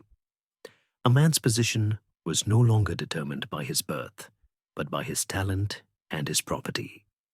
This was the great triumph of the bourgeoisie, the class that had, in many ways, both started and ended the revolution. They had secured a society where property was sacred, careers were open to talent, and the law applied equally to all, creating the social and legal framework for the development of 19th century capitalism. The revolution also gave birth to modern politics. It was in the heated debates of the National Assembly that the very terms left and right were born, based on the seating arrangements of the radical Jacobins who sat to the president's left and the more conservative monarchists who sat to his right. The revolution was a crucible of political ideologies. It gave the world its first real taste of liberalism, with its emphasis on constitutional government and individual rights. It spawned modern conservatism in reaction to its excesses, articulated most famously by the British writer Edmund Burke, and it created a powerful new tradition of revolutionary radicalism, the belief that society could be completely remade from the ground up according to a rational plan. The political clubs, the explosion of popular newspapers and pamphlets, and the constant feverish public debate created a new public sphere, a space where the affairs of the nation were the business of every citizen, not just the secret domain of the king and his ministers. And at the heart of this new political culture was the powerful transformative idea of popular sovereignty, the belief that the ultimate source of all political authority is not God or a dynasty, a king or an emperor, but the people themselves. Flowing directly from this was the emergence of modern nationalism. Before 1789, a peasant in Provence and a merchant in Paris had little in common besides their shared obedience to the same king. Their identity was local and regional. The revolution forged these disparate groups into a single, unified nation. Being a French citizen became a powerful new identity. This sense of national belonging was forged in the heat of battle. The threat of foreign invasion, the call for the levée en masse, the universal draft that called on all citizens to defend la patrie, the fatherland, and the singing of the new stirring national anthem, the Marseillaise, all created a powerful, emotional bond of national unity that had never existed before. This new, potent force of a people in arms, fighting not for a king, but for their nation, would prove to be one of the revolution's most powerful and often dangerous exports. Of course, the legacy of the revolution is a dual one, a story of both light and darkness. Its bright, enduring legacy is the declaration of the rights of man and of the citizen. Its proclamation of universal rights, liberty, equality, property, and security, became the foundational text for liberal democracy around the world. Every subsequent struggle for human rights, from the feminist movement to the anti-colonial movements of the 20th century, would owe an intellectual debt to the principles first articulated in 1789. But this legacy of liberty is forever shadowed by the dark legacy of the Reign of Terror. The Terror provided a terrifying new blueprint for modern state power. It demonstrated how a small, determined group of ideologues could seize control of the state and use its centralized power to impose a utopian vision on society through violence and fear.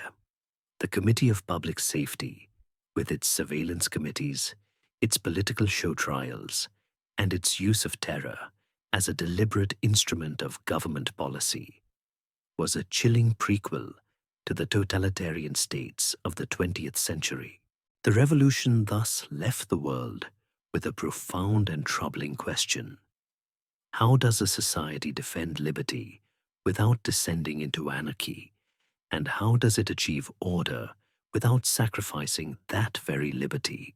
This complex inheritance was carried across Europe by Napoleon's armies.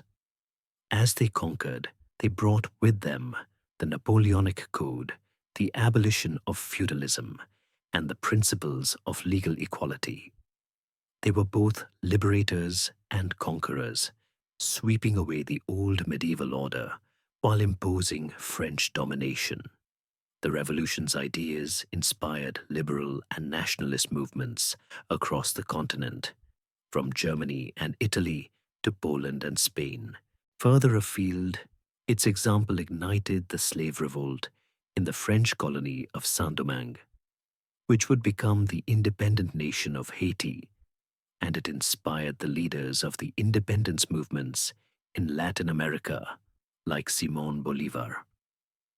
The French Revolution was not just a French event, it was a world historical event, the great turning point that, for better and for worse, marks the beginning of the modern age.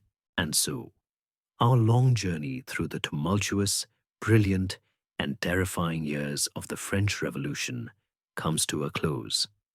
We have traveled from the glittering, sun-drenched halls of Versailles to the grim, torchlit streets of a Paris in revolt. We have stood with the deputies in a humble tennis court, watched a medieval fortress fall to a citizen mob, and heard the roar of the crowd as a king's head was held aloft. We have witnessed the birth of sublime ideals and the descent into unimaginable terror. And we have followed the path of a young Corsican general as he rose from obscurity to become the master of Europe. The revolution as a historical event was over, its fires banked and its energies channeled into the creation of a new authoritarian empire. But the ideas it unleashed, the questions it raised, and the ghosts it summoned could not be so easily contained. They escaped the borders of France and the confines of their century, and they continue to whisper and argue in the very fabric of our modern world. The revolution's most enduring and universal legacy can be found in its immortal slogan, Liberté, Égalité, Fraternité. Liberty, equality, fraternity. These three words were not just a motto.